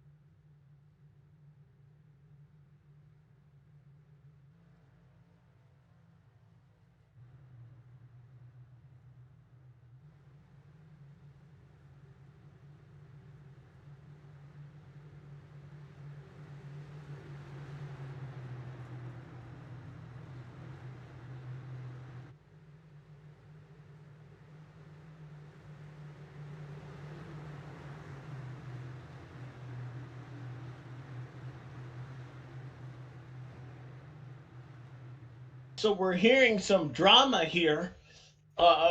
Only 14 minutes left in the session. We have to keep this race clean as we get 9 to go. I believe that would only cover one more caution flag. It's going to be close. Back out. 8 laps to go. Garrison Hogan on the outside. And Nick Massey in front of Jonathan Cutlip and Matthew Weeks for that championship 4. And the championship 4 really now just down to a battle of 3 as Matthew Weeks, Nick Massey, and also going to be seeing the 5, 3 wide for the championship. Last time they were like that, we saw a wreck. Instead, it's Matthew Weeks blasting to 5th position. Wow. Keep in mind that 48 and that 5 car has damage. Cutlip into the wall. Bounced off to it. We stay green, 7 to go. But Matthew Weeks trying to get all he can in front of the 48 car. 48 is damaged in the front, but Massey takes back over the lead. As Garrison Hogan takes the lead position up front for the championship, it's Nick Massey in 4th place. And the laps continue to tick away. We're coming to 6 to go, Alex, and anything could still happen. Garrison Hogan trying to bookend the season he won at Daytona. Would love to put that 22 car back in victory lane. Once more with the W. And the big thing for Garrison Hogan, he's got to be careful. Scott Crump, Ethan Burrell, they're going to try to figure out who's going to be the driver they want to push to help move forward. As Gerald Campbell gets a little squirrely off the exit of the corner. Yeah. Same for Ethan Burrell. It's starting to see drivers. They know it is dramatic. It is time to fight and claw for everything you can. And Matthew Weeks is doing just that in the 11 to the inside. Trying to get to the back bumper of the 48 car. He's hoping, he's looking for a push from his adversary. The 5 car might help the 11 car here. I mean, at this point, you might have to work with your other competition to catch up to Nick Massey, but Massey having to check up, did not have the entry that he wanted, gonna give an opening to the outside, and gonna be having to hold on. It's Braxton DeWeese kind of being a buffer, same for Gerald Campbell. The wall holding back the other competition for Nick Massey. Yeah, Nick Massey hoping the other 2 drivers behind him have some trouble there. Ethan Burrell going to get involved in this. You know he will. Car. Oh, he didn't get off the corner at all that time. Here comes Jonathan Cutlip underneath. Nick Massey bounces from that 4th position, now falls to 8th, and just one fell swoop on the exit of 4. Just there was no clean air for him to work with, and Burrell does a great job putting dirty air on the front bumper of the 48, and now it's going to be the 5 who's one of the first drivers involved in the incident. Yeah. Can you imagine if we're able to talk to him about a championship day, he would be the first champion without a win to get it done, and it's looking like it might happen. This lap is going to take Fody out. 3 to go. As still, if a caution flag comes out at this moment, Alex, that would put us, I believe, in a green-white checkered situation. They would have to, with as much time as left in the session. Matthew Weeks trying to do all he can. That 13 car, though, the buffer, it might be the best friend for that 5. I mean, for Matthew Weeks, what a fight this could be for the 11. He started his career in the JoinAPS.com Cup Series all the way back in September 4th of 2019. But he's got to fight and claw. He's got 2 positions away from a championship. But drivers are trying to get moving the best that they can. Yellow. Yellow flag strikes. The 14th one of the night, and this is going to force a green-white checker. 46 of Kyle Handsaw around on the front straight. Oh my goodness, it all comes down to this. They're going to be 3 wide, squeezing on top of one another, then force it to 4 wide. No space, squeeze, packed it, and away they go with Tyler Fody driving on by on the outer groove. But that is what brings out the late caution to force us to go to overtime. That was for 25th position. I heard it during the broadcast. Kenny Wallace said it last week at St. Louis. If you don't think these drivers aren't driving as hard for 25th as they are 5th, you don't know racing. First, Nedd touches the grass, and that's what officially gets him looped, and then gets a couple of more taps to finish off the 18, who stays off the outside wall, surprisingly. But a major scare, as I saw a lot of these drivers. Had what a long nowhere night. to go. They were 3 wide ahead of him, and they just all met him. Here are the previous restarts under review. Looking at the restart. And this was the last one that we had. Did a driver take off too soon?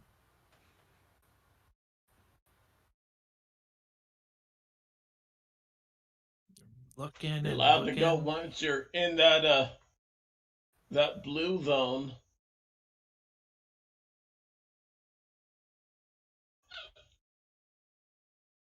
But once you're outside of the blue zone, from my understanding, anybody can control the race, right?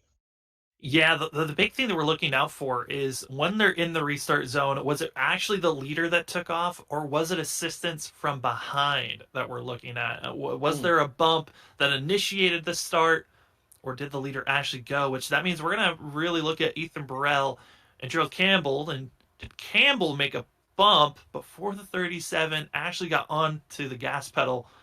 As we're closing in on the restart zone, this could be, not a penalty that's going to hurt the championship, you could say, but certainly something that could swap up for Gerald Campbell or anyone else or behind. Or the 37 here.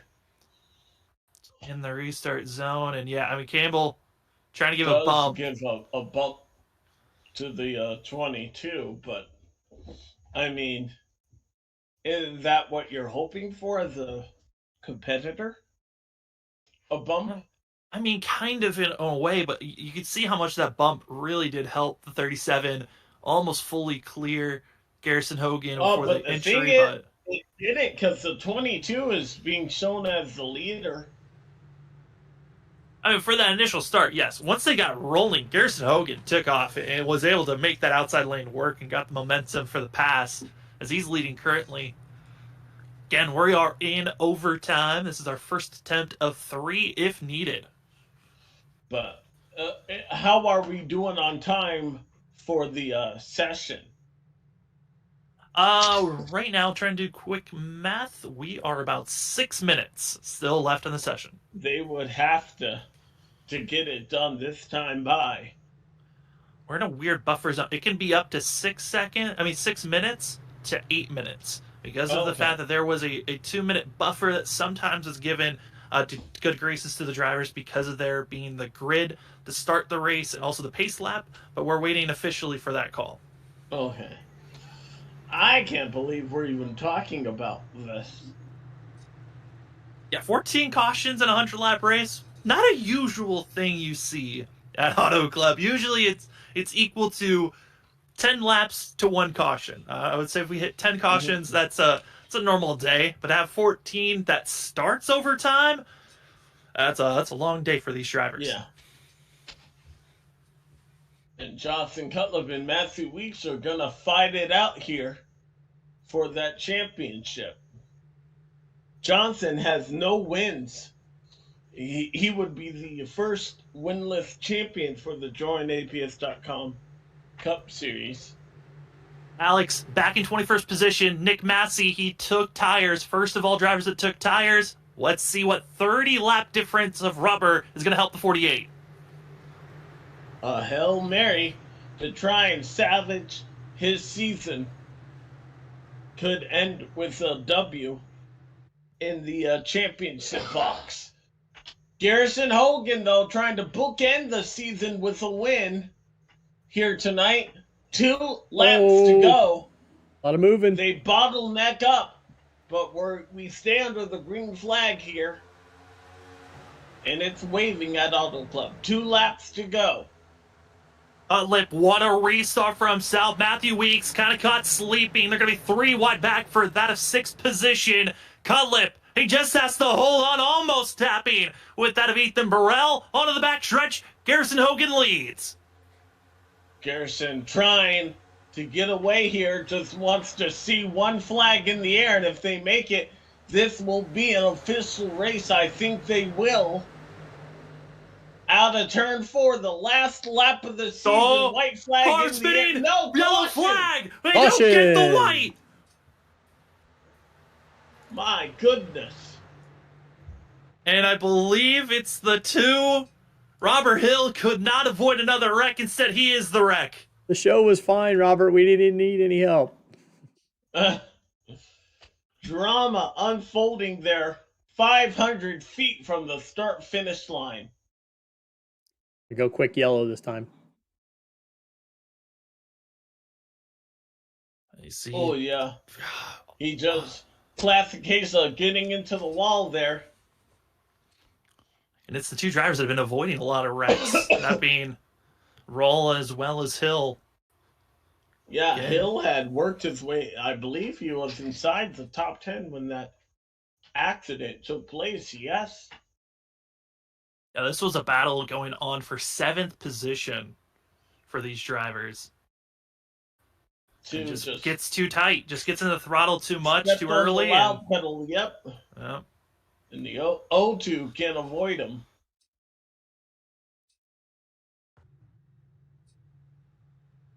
Well, 2 minutes and 15 seconds is left on the clock currently.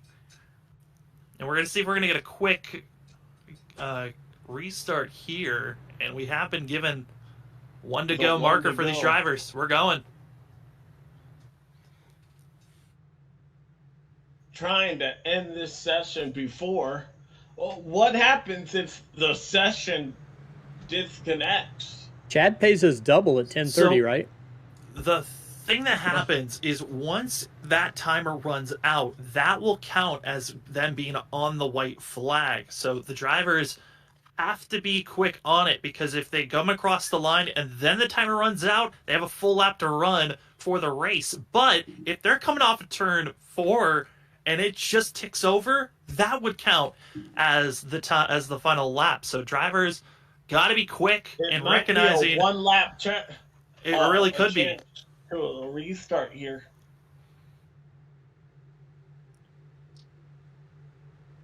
This technically would be our 2nd attempt at a green-white checker. Scott Crump and Garrison Hogan, our leaders. Awful lot of pressure. Awful lot of pressure to get to the white here. Jonathan Cutlip trying to do all he can. Matthew Weeks trying to deny him. Green flag and perhaps only 1 lap left. We're racing at Auto Club, a championship on the line. Who's going to get the 2023 A Season Championship and get their very first ever championship? Right now, it's the 5 and the 11 that are the closest for it. And currently, it's the rookie leading the way off of turn number 2. Bronson Cutlip has never won in the JoinAPS.com Cup Series, but he could come away with the biggest prize that is being offered here for the series. But that 11 car is right on his heels. 1 lap to go here as they come to the white flag. They're coming across the line, and it is the white flag. This race is official. This is the last lap. Who's winning the championship? Well, 11 car sends it in. Matthew Weeks. And it's these 2 wreck. Where does that place the 48 car? He's back in 16th place. Nick Massey's got a wall. He's got nowhere to go. Drivers losing it behind. But it's side by side for the championship, Alex. As they're going into turn 3, Weeks has got the nose. Can he hang it on the bottom? Jonathan Cutlip hanging it on for all that's worth. Out of turn number 4. This is for a championship. Oh, I think it's Weeks. Weeks. Weeks got it! Weeks by a nose! My goodness. Matthew Weeks is your 2023 Season 8 champion. Wow. I couldn't even call that. It was so close. 6 thousandths of a second was the difference for the championship. Oh my goodness. Alex, that's the way you finish out a championship right there. Yeah. That's how you come back. My goodness. Garrison Hogan, the winner here. But Pro Edge Racing going to celebrate hard tonight. Look at that. That's the moment you dream of. Virtual or not, he's a champion. And that 11 car got it done here tonight. I mean, Alex, you look at the stats for Matthew Weeks. He's been here since season 1. Like I said, he started all the way back on September 4th, 2019 for the very first season. He is tied with the second most ever in that of the Elite Racing League Cup Series history books of 100, counting tonight, 140 starts. And he is now finally a champion of the JoinAPS.com Cup Series. There is going to be a party here tonight. And as thrilled as I am for that 11 car, what a finish for the 5. I mean, so close for that of Jonathan Cutlip. This season, he was the second best. Besides looking at wins, he had the second most top 5s, second most top 10s. The only drive that beat the 5 in all those stats was that of Tyler Fode, who came away 29th here tonight. But here's the run to the finish, the championship pass. Because like I said, I couldn't even call it. It was so close. I mean, right there, Cutlip was in the lead, but then the last just dash of momentum put the 5's nose just ahead at the line. Wow. Wow. It does not get any closer than that. Oh, I mean, I've called some great championship calls back in the trucks days, but I gotta say, Alex, that was the closest championship pass I've ever seen. Yeah. On one lap, had to make the move, and Matthew Weeks got it done. Yeah. I can't believe he'll forever have the name champion thrown with his. That's got to be a cool feeling. I can't wait to talk to all of our Championship 4 drivers here, hopefully. We'll have to see how many of them we get. Who wants to talk and be happy to hear their conversations? Yeah. Let's see if we can talk to... Let's do our winner here first. Garrison Hogan? Yeah. All right, Garrison Hogan, it's Alex and Sam Dwyer up in the booth. Do you got a copy? Yes, sir, I do. Garrison, you're able to bookend the season with wins. How does that feel in your first official season with JoinAPS.com? All I gotta say is I told everybody to come get you some at the end of that. Yeah, that was amazing. From the back to pulling the dish out the oven, going 2 laps down, and winning the race. I love that. What were you cooking? I made a Philly cheesesteak mac and cheese. So was it salvageable? Dave with the hard-hitting questions. Yeah. So it was a whole dish. I had to bake it at the end. So 10 minutes in the oven, and I was hoping for a caution in the first 10 laps. It didn't happen, so I went down pit road. And then you were given a penalty for baking why under were you caution. Given a penalty? Yeah, I don't know, man. Really, it was twice. So the first time it was I went onto pit road really fast, so I had to beg for the black flag to be cleared, and he did finally clear it, which was cool. But I felt bad, so I just said, hey, I'll come back down pit road. So I did a drive through for that. And then that's when I went 2 laps down. And then later on in the race with Chad, still don't know how that was my fault. I didn't move. But I got a tally for it. So it's all good though in the end. The restart was also controversial, I think. The last restart that me and Tucker had on the front row. Or not Tucker, but Ethan. Were I mean, you? Oh, go ahead there, Sam. no, I mean, Garrison, through all of that struggle, you had to fight your way through the pack as well at moments. How was it trying to go through the field while also imagining wanting to eat the food that you had cooked? Man, I'm hungry right now, and I'm a big dude, so at the end of the day, I'm fine. It looks good. I'll say that much. When I pulled out the oven, I was pretty happy with it. It was the first time I tried cooking it, so uh, yeah, happy about that. But I'm happy that I was able to at least win the race, end the season on a high note. I'll be full time next year officially for the B season, so y'all will see me competing for the championship in that one. That's a definite, but it's good to see my two friends behind me battling it out. And I told them, like, on the last lap, I'm trying not to help anybody. I'm not playing favorites. So you guys do what you're going to do. Off of four, I'm just going to yank it low to the apron. And, I just wanted to see what they could do. And I guess Weeks got the best of them there at the end.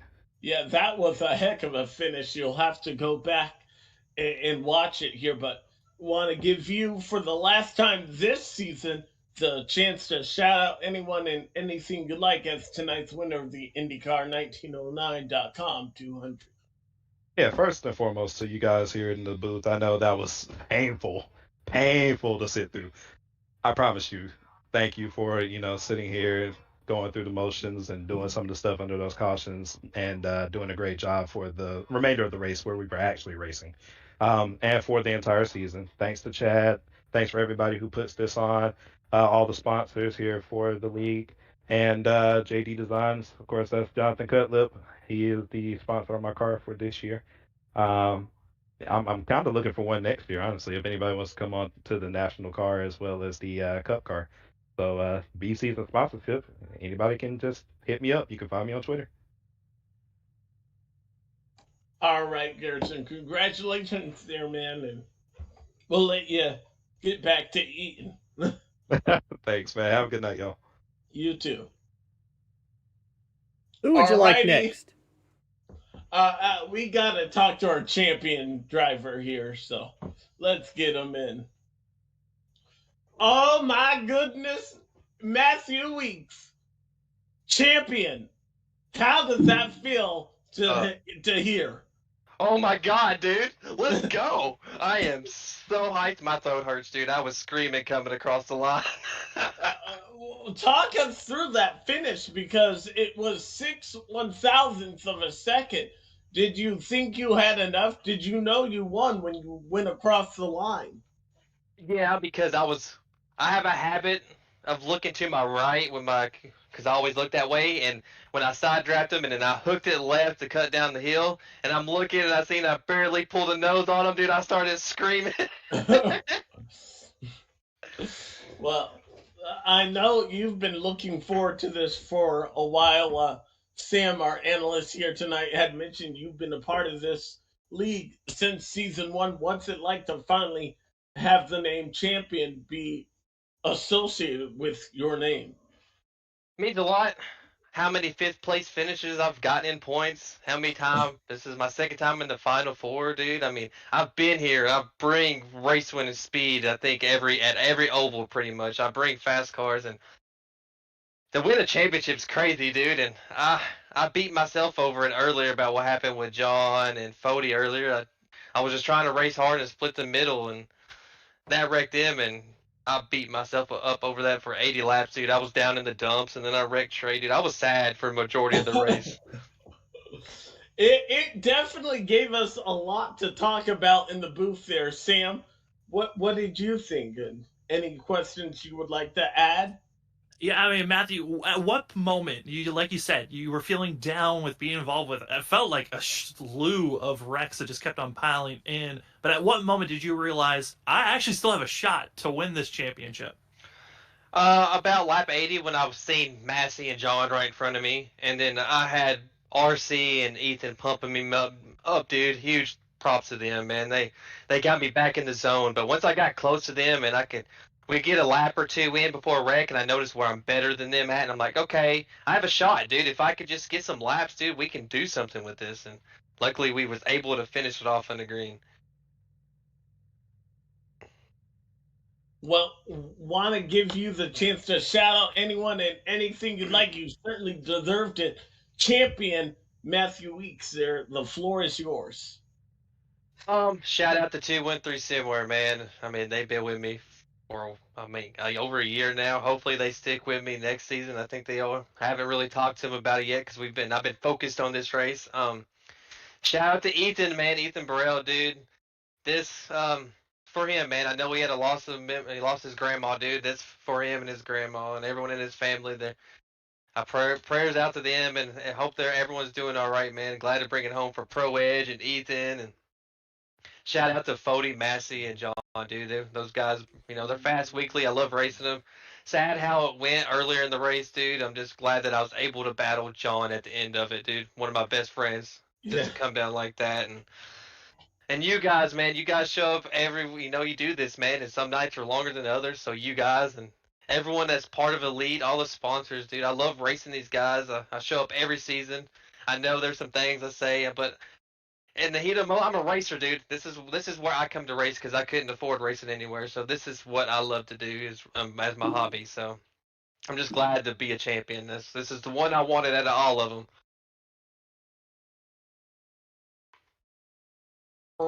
Alrighty there. Sorry, I forgot I was on mute there. Wanted to make sure I gave you the chance to shout out anyone and anything like there.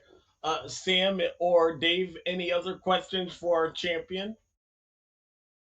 I mean, Matthew, I just want to say congratulations. I know I've watched you throughout the years trying to get a champion, get that championship, and it's an honor to be able to be in the booth to call this one for you. And congrats and good luck trying to get another one in the B season. Yeah. Thank you, man. Well, I won't be able to because championship week I'll be on a cruise. So this was my opportunity this year. So I'm glad I got it. And Sam, it's nice to see you back in the booth, man. I haven't seen you in a while, so nice to see you again. Congratulations, Right, Matthew. From me, you've been great to follow on social media, and I know you had some nights where you felt like the luck wasn't going your way, but it was good to see luck go your way tonight. So proud of you, man. Dude, glad we turned it around at the right time, dude. And thanks, Dave. Thanks, Yeah. man. Pro Edge Racing gets to celebrate another championship run there. Congratulations, Matthew. I knew you could do it. Thank you, man. Thank you, Alex. Alrighty. Matthew Weeks there, champion and winner of our championship four, gonna be able to talk to our second runner up. Certainly not in the progress though. He gave it everything that he could there. Jonathan Cutler, do you have me? Yes, I do. Jonathan, oh man. We almost had it. You almost did the Ryan Newman win a championship with no wins here. What does it mean though to still come to come out of that in second place? It means a lot to come out of second place in the championship in our first full season. I'll take it. Tonight was hard. You got turned around there right in front of Fody with 21 to go. Did you ever think about giving up after that? What was going through your mind there when that happened? After the first incident, we kind of got lucky, and the damage wasn't too bad, so got that fixed. The second incident, I thought we were killed. The left side of my car was just destroyed after that incident. Ugh. Fixed that, somehow rebounded to get back up through the field and just never quit. It was one of those nights. Were you surprised at how difficult it was for one of those nights? For one of those nights, were you expecting it to be a little bit cleaner and greener than what we got to? Honestly, yeah, I was pretty surprised with how the racing was in general. I mean, personally, I can't really say much. I hit everything but the pace car, but I was definitely shocked with how the racing was. Well, John, There's I'm certainly was a crazy race going for that championship. I know you wanted the win the championship here tonight, but what can you take away from this season for yourself? Coming away second in points is definitely big for me. First season, like I said, but hopefully we get some things cleaned up for next season. Have a lot to build on now, but yeah, hopefully we come out next season firing. Excuse me. well, you still walked away with a podium there. You still have a lot to hold your head up high there, and you still make some of the best badass paint schemes I've ever seen on iRacing.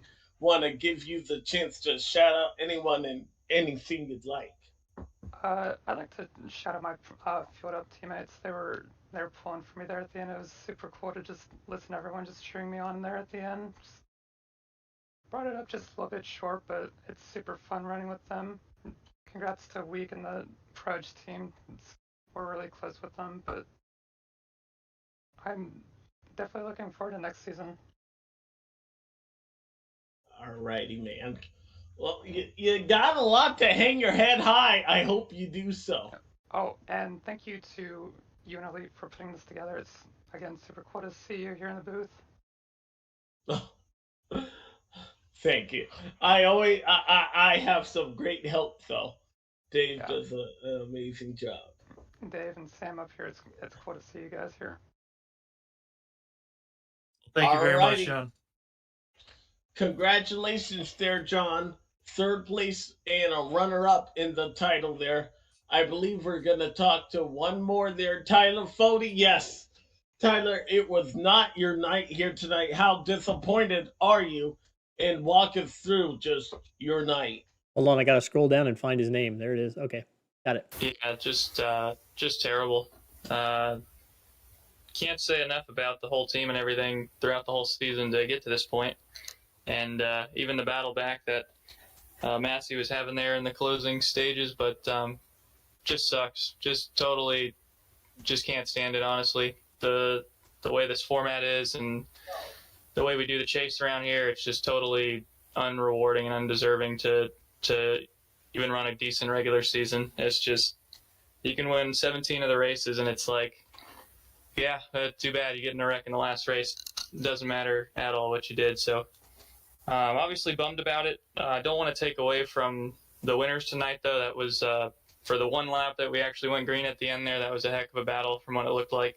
And shout out to Weeks, honestly, for winning it. But yeah, just from my end, just absolutely hate it, the format and how tonight went. Well, what can you take away from tonight, and what will you apply for next season? I mean, not much. It's just like the same story every season, just on a different date. Honestly, you can run pretty good all year, get a couple wins, get in the Final Four year after year after year after year, and whether it's a wreck or damage or circumstance or this, that, and the other, it's like just never seems to go our way. So just a product of the format and just where the league's at. I hear you, man, there, and our heart is hurting for you, but still a lot to be proud about this season. You were the season leader for, I believe, if not every race.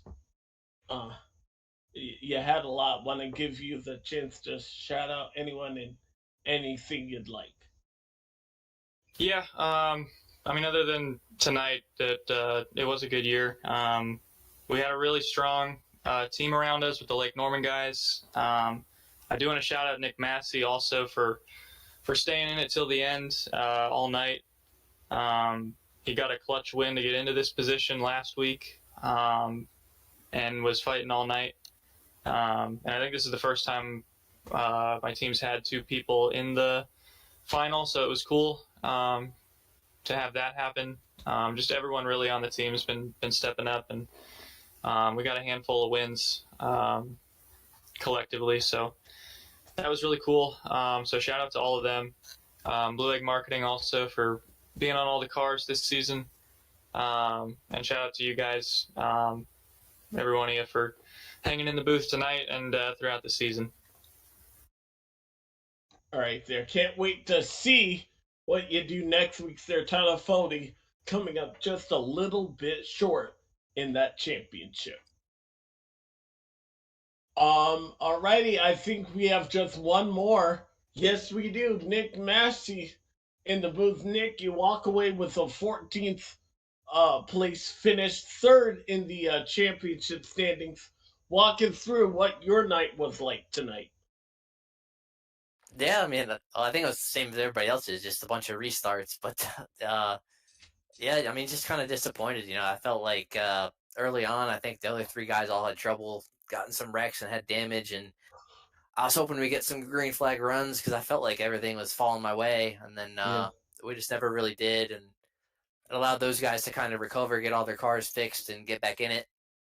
And then at the end there, I took the like third, fourth place from Weeks and those guys. I dove it into one, took the lead at the championship, and I thought we were sitting pretty good. And then I just overdrove it in three and hit the wall coming out of four a little bit and gave it right back to him. So I don't know if I would have won it if that didn't happen. There's a bunch of restarts, so who knows what would have happened. But man, I just wish we all got to race it out, and we never really got a chance. I mean, those guys at the end, but not real racing between us four there. So kind of disappointing night, to be honest. Well, what will you be able to take away? This is your second time in the championship for. You weren't able to get it done though. What will you take away from tonight that you'll apply for next season? Man, I don't even know. Kind of the same situation I was in the other championship for last season, I believe it was, when everything seemed to be going my way, and then about halfway, 2/3 through the race, it just kind of all unraveled and a bunch of yellows and stuff. So I don't know. I don't know what I got to do to win one of these things. To be honest with you, I'm trying, but I mean, congrats to Weeks. I mean, he had a heck of a season there at the end. He kind of got hot at the right time. So definitely congrats to him and Cutlip and those guys. But yeah, I mean, it's just tough to win, man. I mean, these guys are good. It's getting tough to win out here, especially with all the tire strategies and stuff going on and yellows. So I don't know. Hopefully it was good for you guys, but man, it's getting tough to win these championships. Well, want to give you the chance to shout out anyone and anything you like. You'd still finish third in the championship standings. You're still walking away with some cash, and you've earned it, buddy. Yeah, just shout out to you guys for doing the broadcast all season. Do a good job. Can't wait to have you back next season.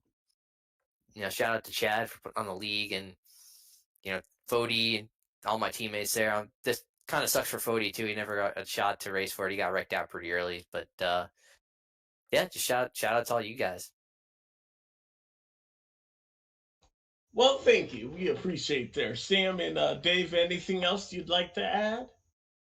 Well, Nick, I know it came up shy and short there, but congratulations on even making it to this point. I know it had come off of that win at Bristol, but congratulations on making the Final Four once again, and good luck next season. Yes, sir. Thank you. Alrighty, we'll let you go there, Nick. Well, I think that's it. I mean, a great season, and that was definitely one of the best championship battles I've ever broadcasted there, Sam.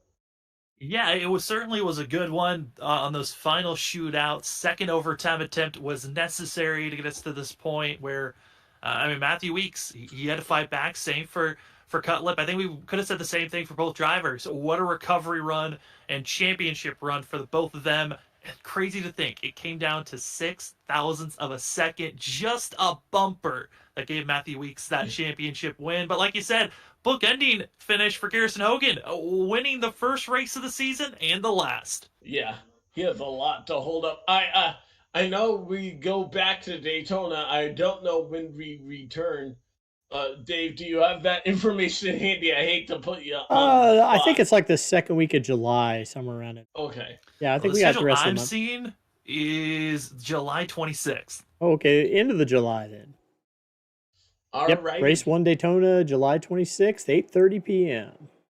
Well, it's always fun to have our Wednesday nights there together, and I'll certainly miss you, Dave, for a couple of weeks, but in a couple weeks' time, we'll be right back at it again. Yep. Enjoy your summer. I think we start a little bit earlier than the 26th with the duels and doing some qualifying stuff. So we'll be back before you know it. Yeah. ARCA starts next week. So Tuesday nights. We clear.